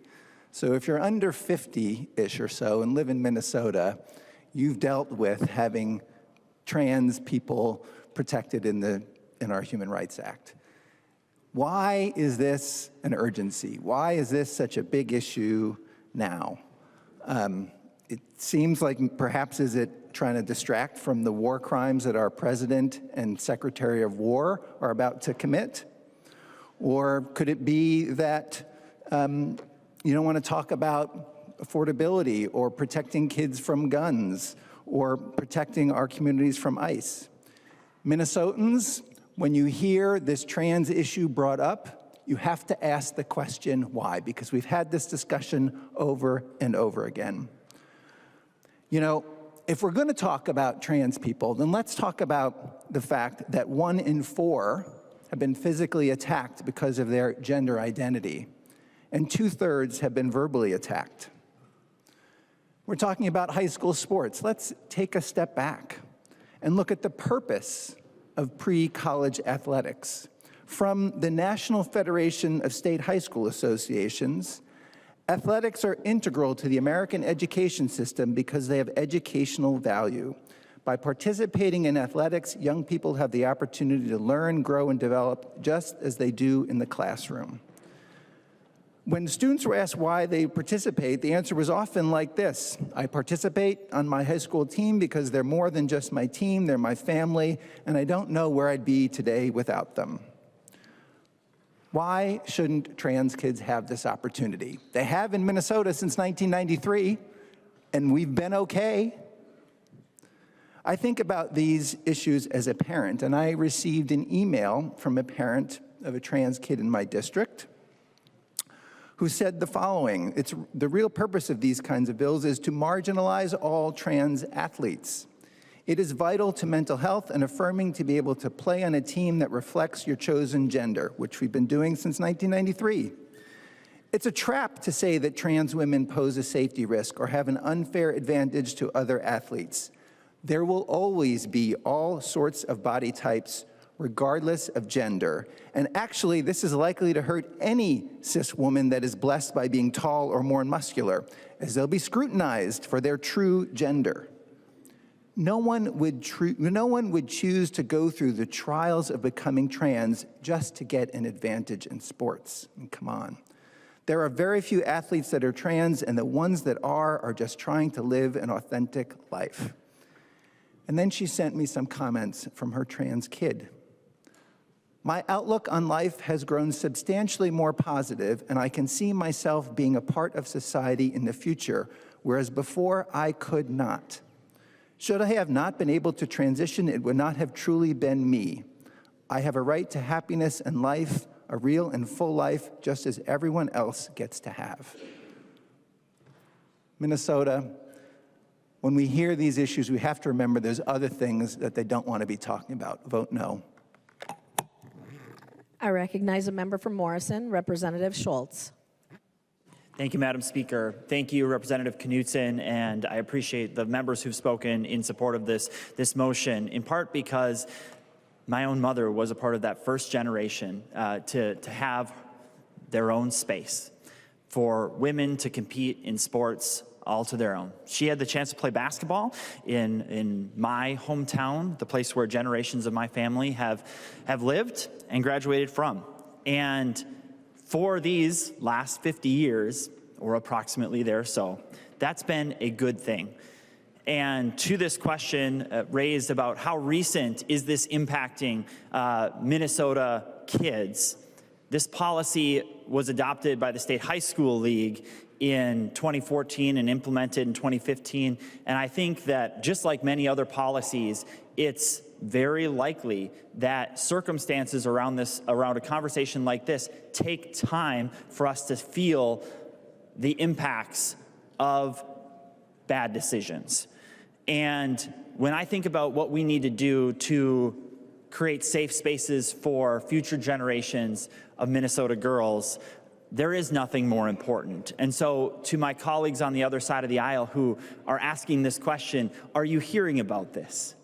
This is top of mind in my own community. I literally have over a dozen school board members from multiple different school districts who have signed on to a letter and have taken positions in their own school district saying exactly what we're trying to say today, which is that in athletics, the people who are competing should be those who are biological women by the way that they were born at birth. And that is something that we all know is incredibly popular because it's the right thing to do. That's why the federal government has taken the action that they have. It's why we're having this conversation today. Because we'll be in session here for the next 6 weeks, And at the same time, this lawsuit hangs out in the air over Minnesota because of the decisions and the crisis that Democrats have put us in, by the things that were put into law by Democrats. And so that carries a price tag, right? The lawsuit mentions that Minnesota kids could lose out on $3 billion of federal funding because of violations of Title IX. But it's not just the federal government who has this concern and actually priority to ensure that women and girls have spaces to compete on a level and fair playing field. But in fact, it's the International Olympic Committee that has taken actions to ensure this level of fairness in sports. So for us, how can we stand here and see this crisis that has been created by state government and say that this isn't anything less than an emergent issue that must be addressed right now, today, which is why I encourage all of our support to suspend the rules to bring up House File 2685. I recognize a member from Ramsey, Representative Lee Kay. Thank you, Speaker. I rise to also urge members to vote no on the motion and to tell the story of Congresswoman Patsy Takemoto-Mink, the author of Title IX. We've heard a lot about what Title IX is, but I think a lot of folks actually don't understand the full extent of what Title IX was meant to be. It's important to tell her story because the bill that Congresswoman Mink worked so hard to get passed is being misused today, and it's most importantly being misused by an administration that is not serious about protecting women or girls. Title IX is a landmark bill that bans sex discrimination in education programs for both staff and students, including the prohibition of sexual harassment.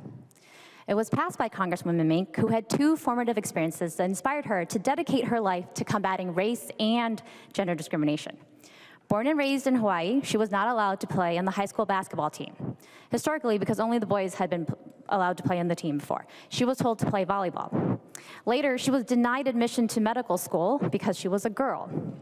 That forced her to apply to law school instead, and that's how she became a congresswoman. Congresswoman Mink was also the first Asian American to run for president. She had two goals: put a spotlight on anti-war efforts because she felt the war in Vietnam was not receiving enough attention or consideration in the presidential race, and challenge sexist stereotypes that only men could run for president of the United States. Understanding Congresswoman Mink's story is important because if she were alive today, her goal would be to just let the kids play, because that's a fundamental right that she was denied, just to play. Her argument to her principal was that being a girl did not matter. She could play basketball just as good as the guys, and when she applied to be a doctor, she knew she would be just as good or even better than the male doctors at the University of Chicago.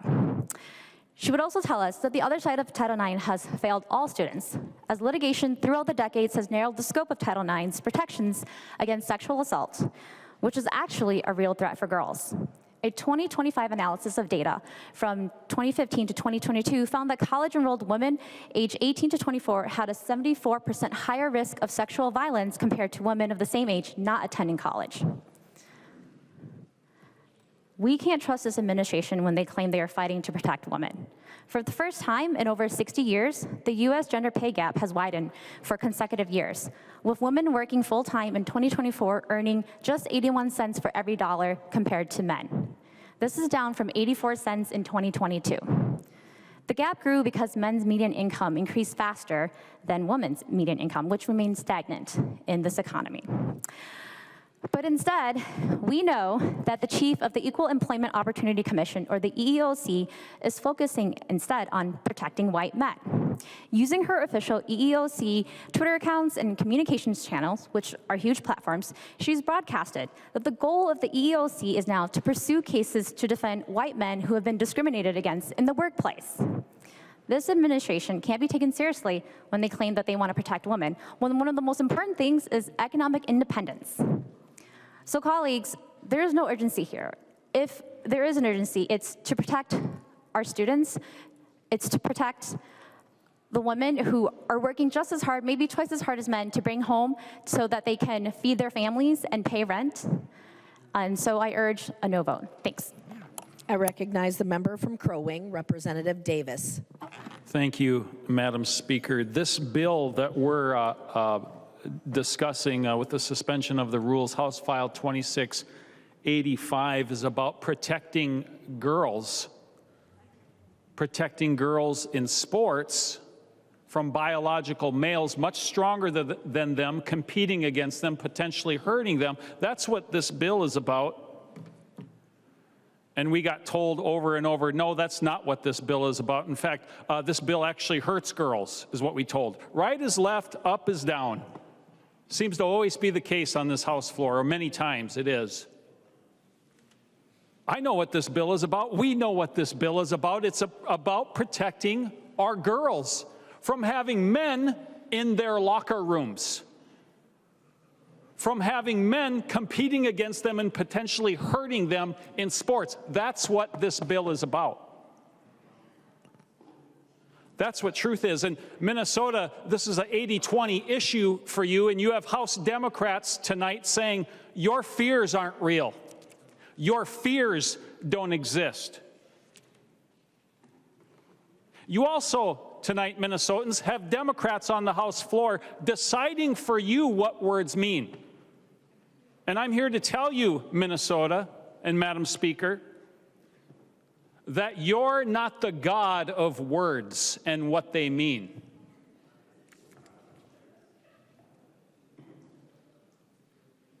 What I'm hearing tonight, this is what I'm hearing, or this afternoon on this House floor, this afternoon, is that your definition of a girl is, well, if you believe you're a girl, then you must be a girl. If you believe you're a girl, then you're a girl, and you can go into girls' locker rooms, regardless of whether you have male genitalia or not. I can't imagine the trauma that some of our girls go through in locker rooms having to see that. No, we're going to stand up for those girls today, this afternoon, to protect them. That's exactly what we're doing. That's what the truth is. You don't get to define what words are. Not for me, and not for those Minnesotans who are fearing for those girls, and their fears are real, and the fears of those girls are real. And you're blatantly disregarding them, saying, no, your fears don't exist. It's transphobic. Wrong. Wrong, Representative Long. You don't get to decide for me, and you don't get to decide for Minnesota what words mean. Tell you who decides for me, and I'm so glad I can declare his name on this House floor, that I have the freedom and the liberty to do it, the Lord Jesus Christ. Yeah, I see a roll in your eyes. Here we go. Here goes the religious pastor. Absolutely. My district sent me here to be their voice. Matthew 19:14, Jesus said, have you not read from the beginning, he that made them in the beginning made them male and female? Go look up those words he used in Greek, and go look up those words that he quoted from Genesis chapter 1, verse 27 in the Hebrew. They're binary. They're not transphobic. They're not hateful. Listen, if a person born as a biological male wants to believe that they're a girl, fine, let them believe that. But they're not going to dictate that for other people. That is wrong. See, I know where words come from. I know who the creator of them is. He made them male and female. And I'll unashamedly state the Lord Jesus Christ's words on this House floor. He knows what he's talking about. He's not a liar and he's not crazy. He speaks truth in love. Here is truth. Irreversible male physiological advantages make fair competition impossible. Makes it impossible. And gee, I wonder why that sports team defended their pitcher. Is it because they won the state championship? Number two, it only discourages female athletes. And there's many of them that have come forward and even come to committee to talk about this, and you say their fears don't exist. It's not real. It also displaces them and undermines the purpose of real women's categories. And that is not hateful speech, that is truth speech. Number three, there's safety risks in contact and combat sports. We saw this in the Olympics with boxing. Those ladies got pounded by a male athlete. Pounded. One of them said, "I've never been hit so hard in my life." How can you defend that?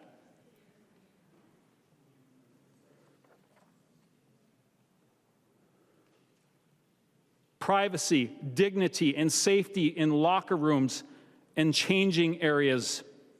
We're trying to protect that. Men in girls' sports and in girls' locker rooms violates that.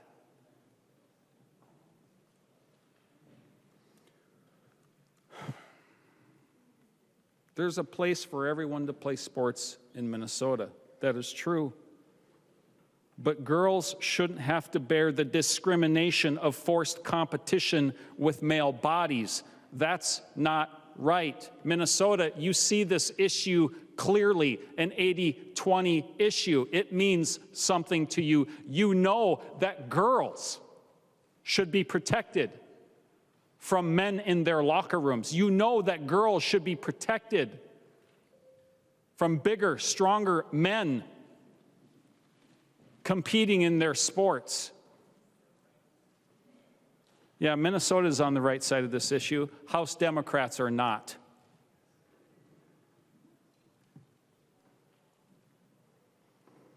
Thank you, Madam Speaker. Recognize a member from Ramsey, Representative Gottfried. Thank you, Madam Speaker. We having fun yet? So, you know, I've heard a lot today about quote-unquote biological reality. And I took, in the course of this very, very lovely debate that we've been having today, I took 30 seconds to read the bill because it's not very long. And it doesn't say anything about intersex people. And I just, for those that don't know, intersex is a term for naturally occurring variations in sex characteristics, including chromosomes, hormones, genitalia that differ from the typical binary definitions of male or female. Intersex people are a biological reality. That is a biological reality that this bill ignores. And let's talk about some statistics here. We already heard that about 1% of the population is trans. Anyone care to venture a guess how many people are intersex? Up to about 5.6 million individuals are intersex, which is double the amount of trans folks that exist in our society. And so under this bill, how would we categorize them? How do they fit into that binary? Who is it that decides when their biological reality doesn't align with the binary that has been put forth in this bill? And that leads to some other very practical questions about how this bill would be enforced. Practically speaking, this bill would allow a game to be stopped mid-game to check a child's biological sexual characteristics. That's what this bill does. And who would do that inspection? Who is tasked to check a child's gender? Who is tasked to check their biological sexual characteristics? You know, I've heard a lot of talk about protecting our children, and I think it seems short-sighted, I will say, and give as much grace as I can. Short-sighted to put a bill forth that would enable an adult to inspect a child's genitalia mid-game. And that's what this bill does. I also want to point out that in the course of this debate, my colleagues on the other side of the aisle have used a child on that aforementioned softball team as a political prop and vilified them throughout this debate. And I think that's entirely inappropriate, what we are doing to a child, someone who has already been through an immense amount of adversity. And I think the fact that my colleagues on the other side of the aisle have used a child as a political prop shows you just how much they care about the well-being of trans folks within our society. Because make no mistake, this bill is part of a larger effort within our society to erase trans folks from this society. Restricting gender-affirming care, prohibiting school staff from referring to students by their lived pronouns, limiting documentation from limiting people from updating their documentation in order to reflect their lived experience, and of course, limiting a child's ability to compete in sports in school. So make no mistake, while we're all talking about this bill in very polite and clinical terms, this bill and the others like it sit on an ideological through line that ends with the complete erasure of trans folks from our society. I'm not going to speak for any of my other colleagues. I am speaking solely for me. To me, that sounds like genocide. Now, I don't want to discount the fears that some folks feel about competing in this space. I believe their fears are real. But it is part of a larger hysteria that has been manufactured by the far right and our president to distract from the real issues that Minnesotans are facing. In fact, right now, it is 2:10 p.m. We should be an hour and 10 minutes into committee hearings hearing about bills that will actually benefit Minnesotans and try to improve the way that our government functions. And we are wasting our time on this bill that does nothing but exclude, that does nothing but cause harm, that puts our children at risk. Friends, this is political theater. This is political, and I see some laughs on the other side of the aisle, that's fine, we both do it, we all know that. But this is political theater, and it is the most dangerous kind that we can have, because it ends with the erasure of an entire group of people.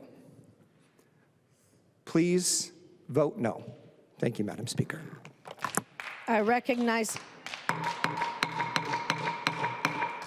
recognize the member from Dakota, Representative Roach. Thank you, Madam Speaker. I rise in support of House File 2685. You know, it's funny that we have members on the other side of the aisle that bring up ridiculous arguments and talk about genocide. My gosh. No one here is talking about genocide. We're just talking about protecting our daughters in sports. Talk about gaslighting and astroturfing, genocide. We have members on the other side of the aisle talking about Iran. Newsflash, we don't govern Iran. We've got members on the other side, consistently, constantly talking about Donald J. Trump. If Donald J. Trump was playing dress up and dressing up like a female, dressing up like a female and playing in our daughter's sports, we would have a problem with that. But it's not happening.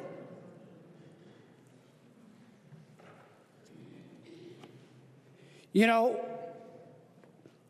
I was a kid, kids went through hard times. They go through puberty.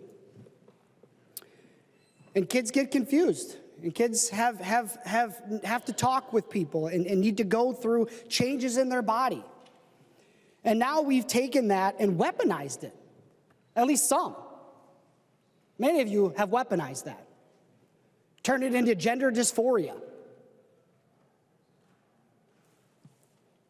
You put a prohibition on conversion therapy, which allows therapists to talk through these issues that some of these young people are having, and vulnerable adults.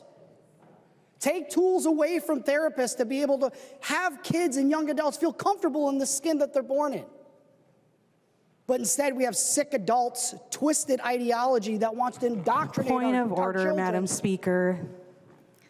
State your point of order. This is getting redundant. House Rule 2.31, offensive words in debate. Can we please not talk about a community of people as if they are sick individuals? Please. As a reminder, members, we are on the suspension of rules for House File 2685. Please keep your comments related to that motion. Representative Roach. We have adults that want to manipulate and emotionally take advantage of vulnerable children. It's disgusting. To make themselves feel comfortable in their own skin. Point of order, Madam Speaker. I'll keep talking. State your point of order.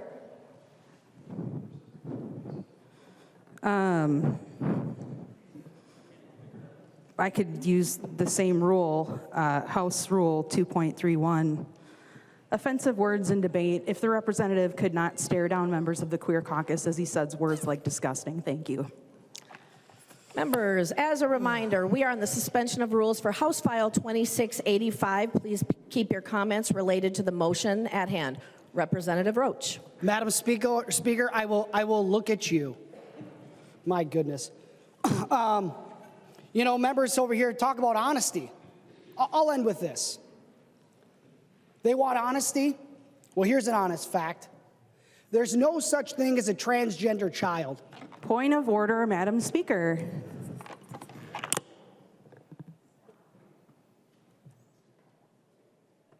I recognize a member from Olmsted, Representative Hicks. Thank you, Madam Speaker. I'm a practical person. I think I'm typically a legislator who wants to get stuff done. I'd like to do things.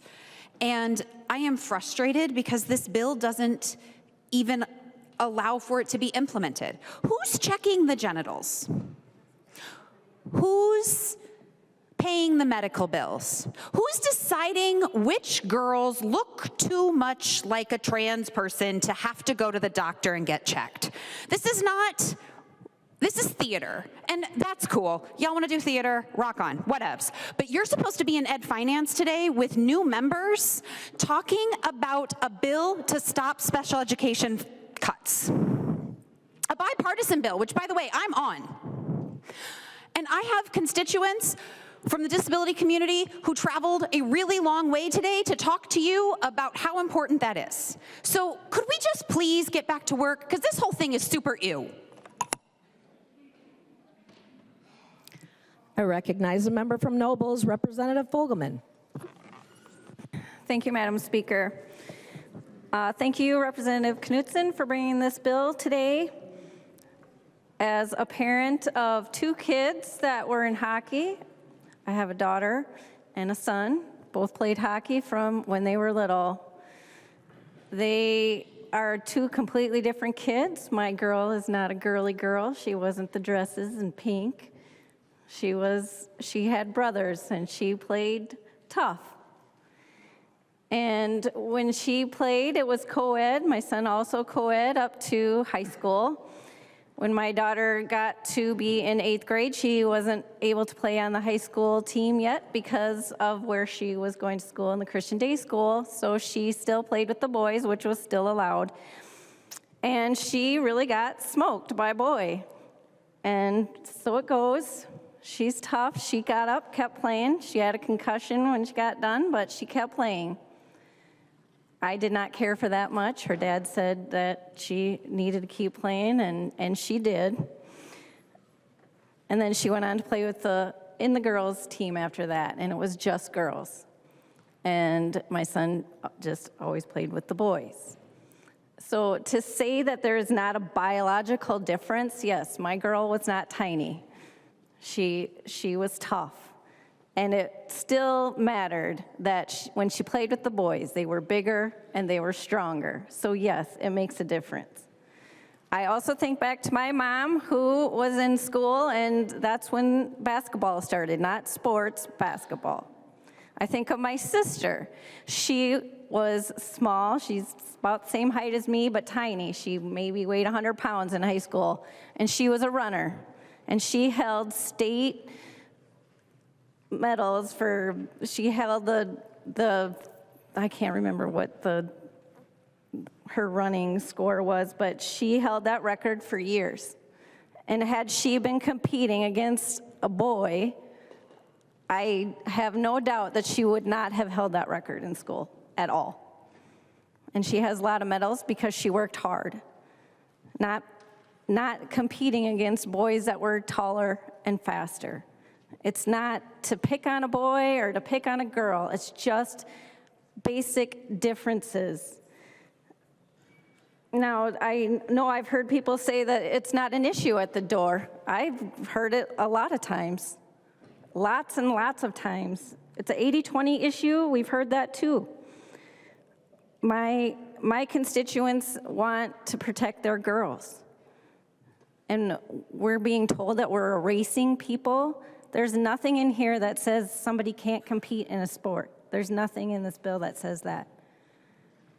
But by saying that we are erasing people, yeah, we are. We're trying to erase women and girls from sports. I don't think when Representative Bennett's mom or when my mom started school, they didn't think about playing with the boys. That wasn't even an option. They didn't think they were getting discriminated against because they didn't get to play with boys. They were excited because they were women and they were getting to play a sport. So if we're gonna let biological boys play with the girls, then that's what we're doing. We're erasing what they work so hard to do. And I think that we're sitting here saying we need to get back to work. Yeah, we do. We should. We're taking now, the federal law says that we should not let this happen. The Olympics have made this rule now that girls and boys have to be separate. So now we're wasting our taxpayer dollars in a lawsuit because we won't comply. And we're also hurting our schools now because we could be risking billions of dollars in federal funding because we don't want to comply with the law. So yes, that's what we should be doing. That's why we're here. It's not, oh, we're Minnesota, let's make up our own law because we don't care what the federal government says.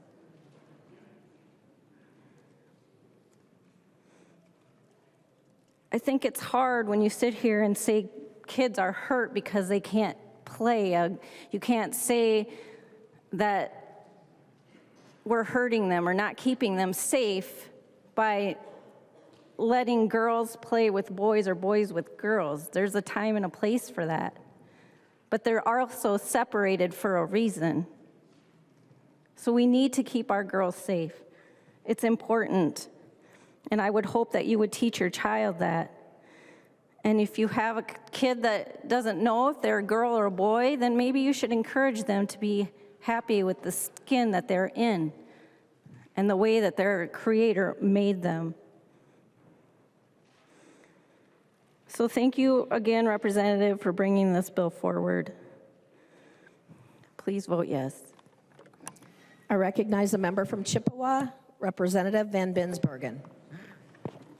Thank you, Madam Speaker. Thank you, Representative Knudsen. I rise in support. I stand for common sense. And let me tell you, this bill is all about common sense. It's hard for me to believe that we are here again. We started having this discussion a year ago, March. The voters in my district tell me they can't believe we are still having this discussion. This is basic common sense. It's an easy vote. This is a vote for what is right. It's a vote for what is safe. And it's a vote for what is fair. You know, I, like a lot of you in this chamber, we enjoy sports. And I tell you, I've been at more track meets, in more basketball gyms, on more golf courses watching cross country than I can imagine. And what I like about sports, it's the competition. It's working together. It's inspiring your teammates.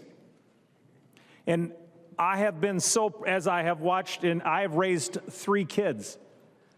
And as I have watched my kids participate, I've also watched girls' sports. And I tell you, and I used to play sports. And I'm so proud to see how girls' sports has advanced over the last 25 years. As I have raised my kids, I have 2 boys and 1 daughter, and I've watched them all play sports. There is clearly a difference.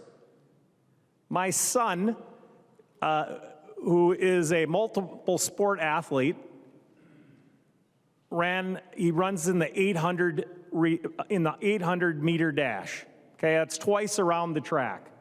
He ran that in a minute 57 seconds, pretty fast. Take me a lot longer, okay? He's in good shape. Average girls run that same event in 2 minutes 35 seconds, 2 minutes 40 seconds. My point is, there is clearly a difference. And as I am out and about in my district, and I'm hearing the folks, I am talking to them, I'm getting emails, and members on the other side say that this isn't an important issue. I'm hearing about it, and I know you're going to hear about it, and I know you're hearing about it as well. School boards from all across this state, including school boards in your district, are standing up, members are standing up and speaking out.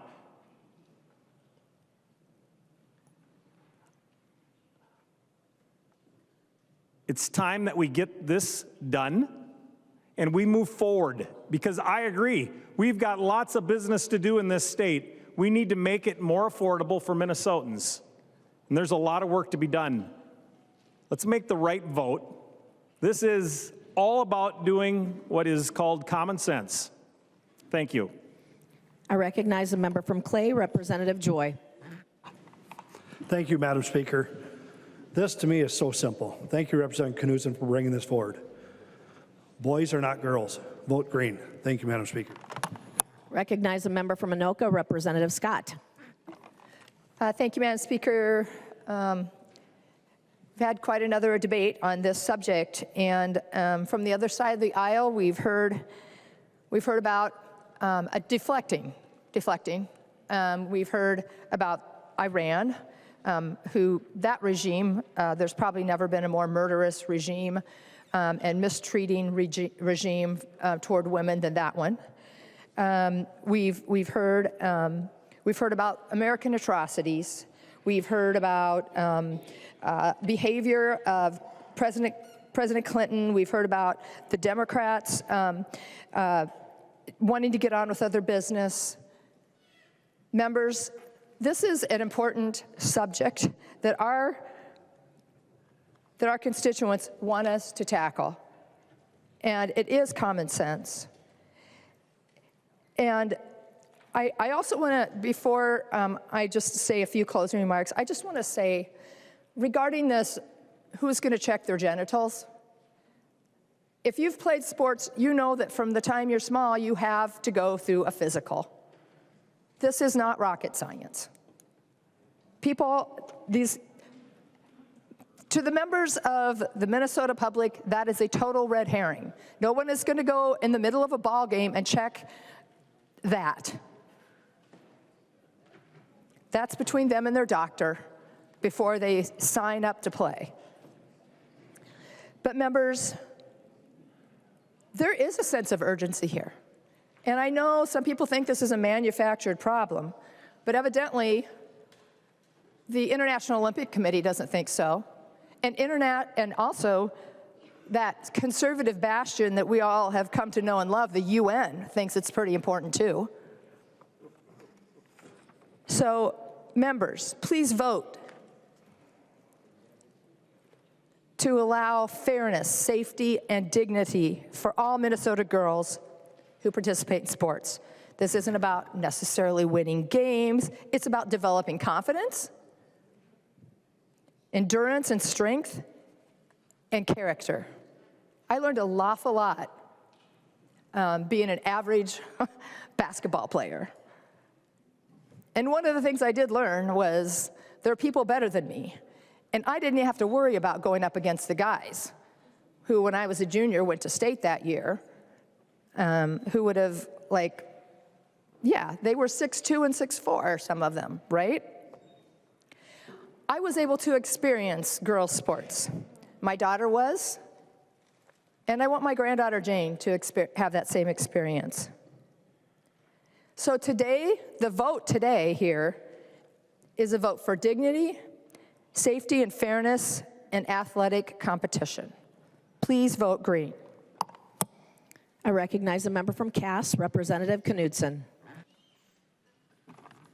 Thank you, Madam Speaker and members. Thanks for this great, robust debate. One thing that's come up time and time again in our discussion is why the urgency? Why the urgency? There's an urgency because federal law matters and federal lawsuits matter.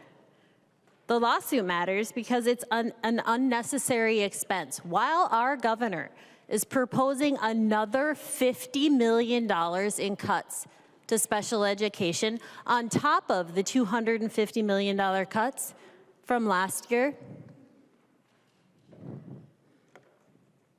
there is an urgency because this lawsuit will cost the state of Minnesota millions.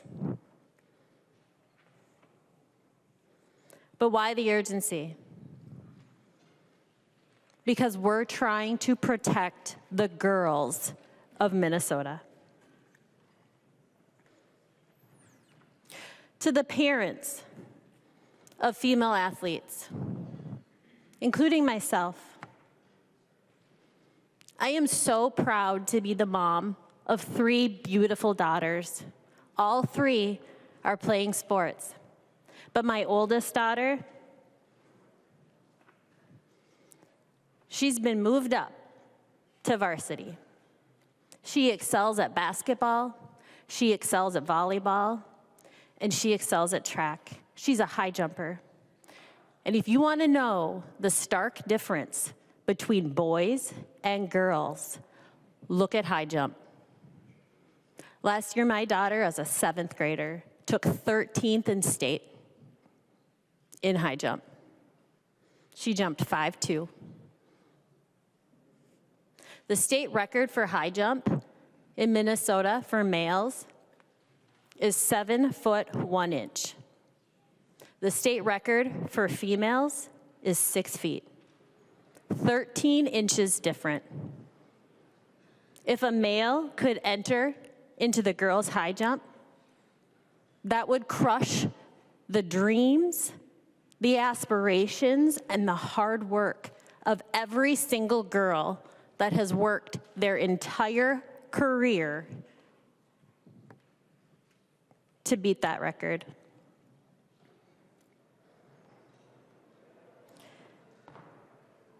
This bill is for the parents of female athletes and coaches across our state who have been silenced by the fear of being called names.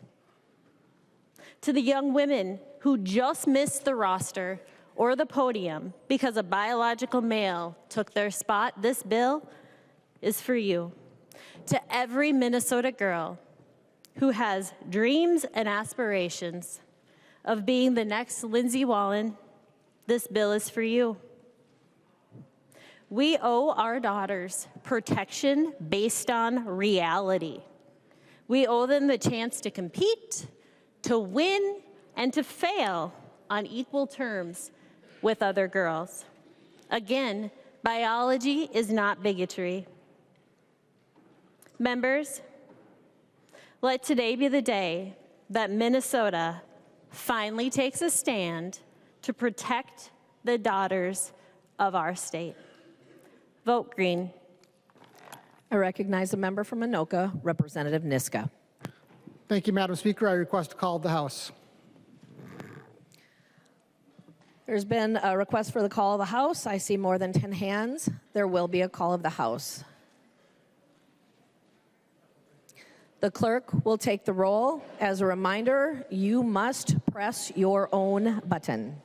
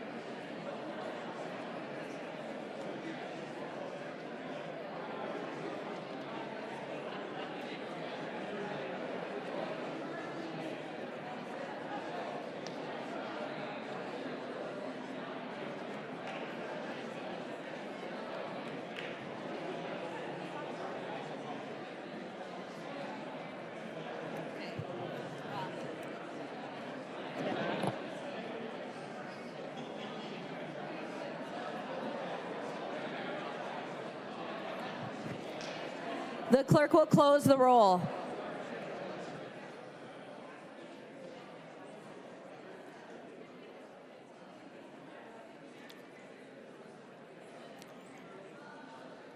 Representative Niska.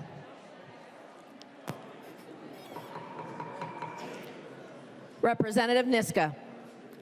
Thank you, Madam Speaker. Members, this vote is about a very simple thing: fairness. It protects girls' sports, and it ensures that Title IX means what it says it means, what it was intended to mean: equal opportunity for women and girls. For more than 50 years, Title IX has guaranteed a level playing field, and as a parent, as a coach, I have seen how much this matters. I have seen how sports matter. My sons play sports. My daughter played youth sports and is now a collegiate athlete. Sports are so valuable, and we've heard about that discussion today. They teach discipline, perseverance, and teamwork. But those things only work if we have a fair and safe playing field. And right now in Minnesota, that fairness has been taken away. We separate competition by age, by weight, by division. All of those things are legal. We could even separate sports, as has been suggested, by something about your parents and how they taught you, how well they taught you. Those are all legal in Minnesota. But because Democrats have chosen ideology over common sense, what has become illegal in Minnesota is to separate sports by the most common sense, obvious separation, division: biological sex. Democrats have chosen ideology over fairness and ideology over the rights that women fought for and secured under Title IX. And Minnesotans see it. A New York Times poll found that 79% of Americans, including 67% of Democrats, believe girls' sports should be reserved for girls based on biological sex. This isn't controversial. The only place this is controversial is here at the Capitol. What's controversial is the position held by Governor Walz, by Attorney General Ellison, by Minnesota Democrats, including the 7 Democrat-appointed members of the Minnesota Supreme Court. Minnesota Democrats have staked out a position that is extreme, out of touch, and puts girls at a disadvantage. And Minnesotans are going to see now whether you want to change course or double down. We've heard a lot of deflection, as has been discussed, a lot of discussion about Iran or things that are out of our control here in the Minnesota State Capitol. But what is in our control is taking up this bill and passing it. And it absolutely is an urgency. It's an urgency for 3 reasons. The first is the Minnesota Supreme Court ruling from last October. We heard this euphemistically referred to as Minnesota Supreme Court affirmed transgender inclusion in the law. People of Minnesota, I think you need to understand exactly what happened at the Minnesota Supreme Court last October. A powerlifting organization tried to say, we are going to have competition, women's powerlifting competition in Minnesota, and Minnesota Democrat activists, backed by the Walz administration, backed by the Attorney General, sued and said, you have to include someone who is a biological male, someone whose sex is male. And the Minnesota Supreme Court, all Democrat-appointed judges on the Minnesota Supreme Court ruled, Minnesota law does not allow a sports organization like a powerlifting organization, like a boxing organization, like a volleyball organization, any Minnesota sports organization having a sports competition in Minnesota cannot say we are going to have a women's category and exclude those with XX chromosomes, biological males by the definition of sex. That is current Minnesota law. We have to fix that. We have to fix that, not only because it's wrong for our kids, because it's common sense. And even the International Olympic Committee has recognized that it's common sense. They've moved to protect women's competition. And the reason they did it is because there was someone with XX chromosomes boxing against women. We heard a lot of crazy talk today about assault, about violence against women. Having a boxing organization, having a wrestling competition in which women cannot exclude men from hitting them in the face, that's what we can control. That's what this vote is about. If you're for women going into a boxing ring and getting punched in the face by someone with XX chromosomes who went through male puberty, vote no. Vote no. The people of Minnesota are watching.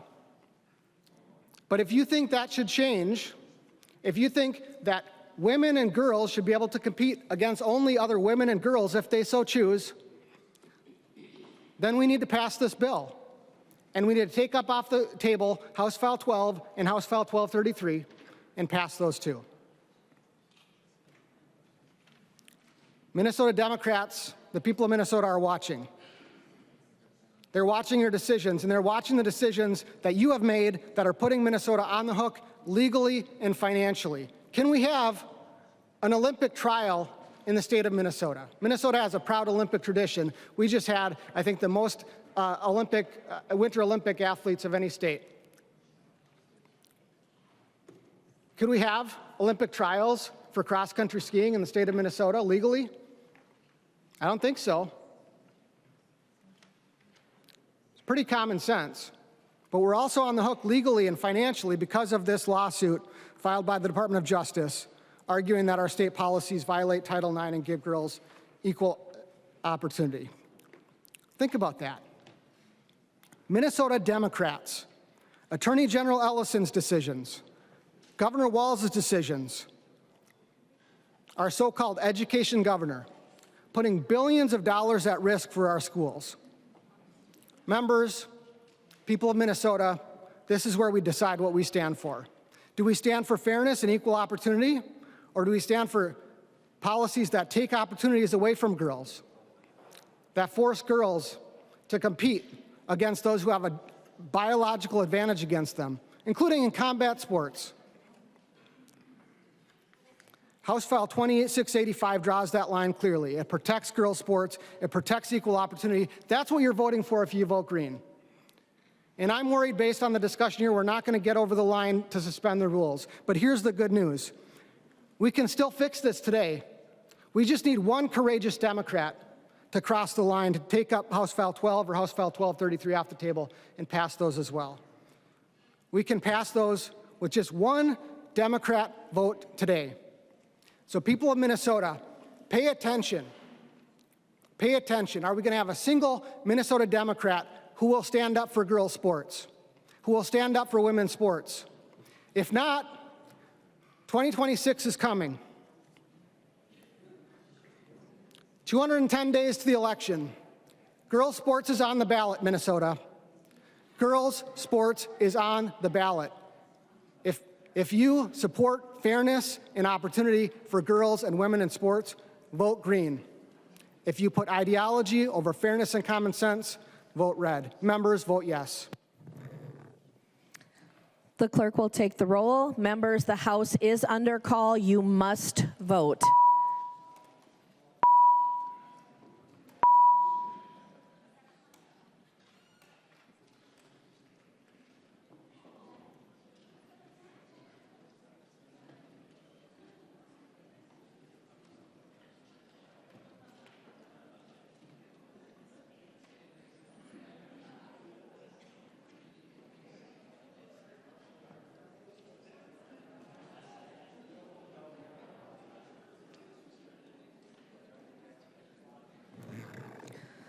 The clerk will call the names of the members participating remotely. Katiza Watun. Katiza Watun, no. Katiza Watun votes no. Lee F. Lee F, no. Lee F votes no.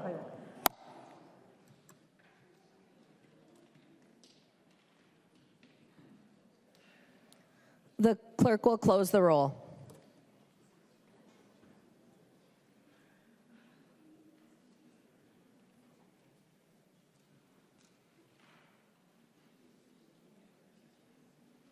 There being 67 ayes and 66 nays, the motion does not prevail. There's a motion at the desk.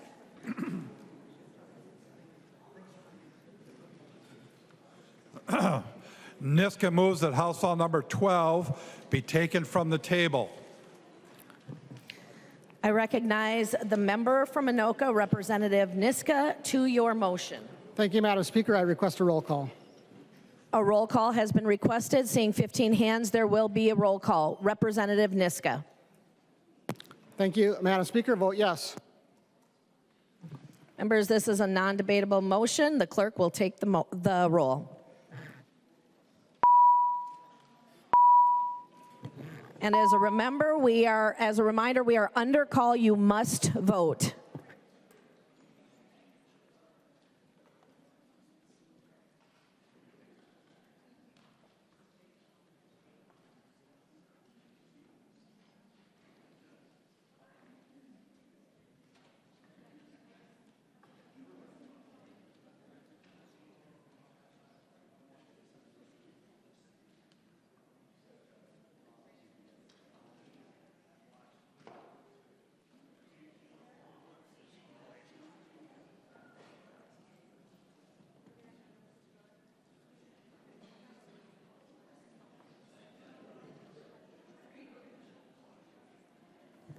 The clerk will call the names of the members participating remotely. Katiza Watun. Katiza Watun, no. Katiza Watun votes no. Lee F. Lee F, no. Lee F. votes no.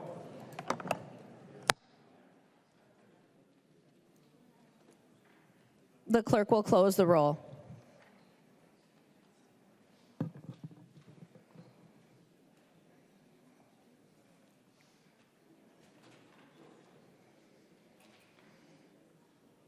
There being 67 ayes and 66 nays, the motion does not prevail, and House File 12 will not be taken from the table.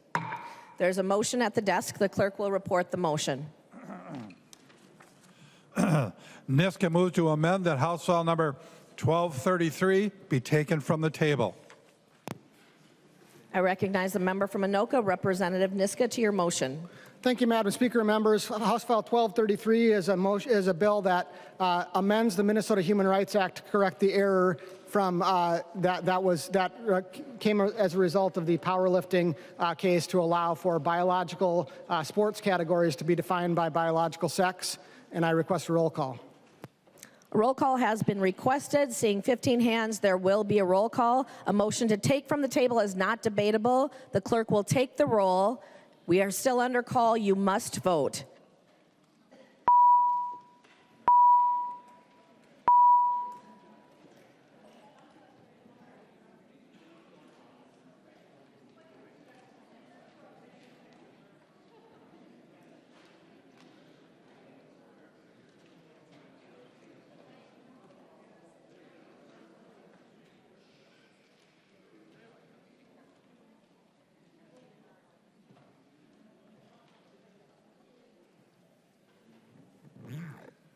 The clerk will call the names of the members participating remotely. Katiza Watun. Katiza Watun votes no. Katiza Watun votes no. Lee F. Lee F, no. Lee F. votes no.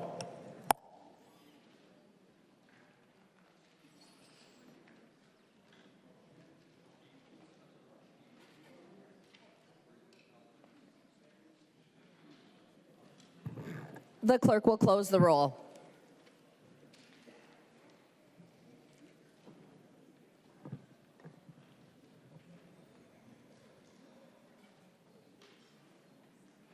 There being 67 ayes and 66 nays, the motion does not prevail. House File 1233 will not be taken from the table.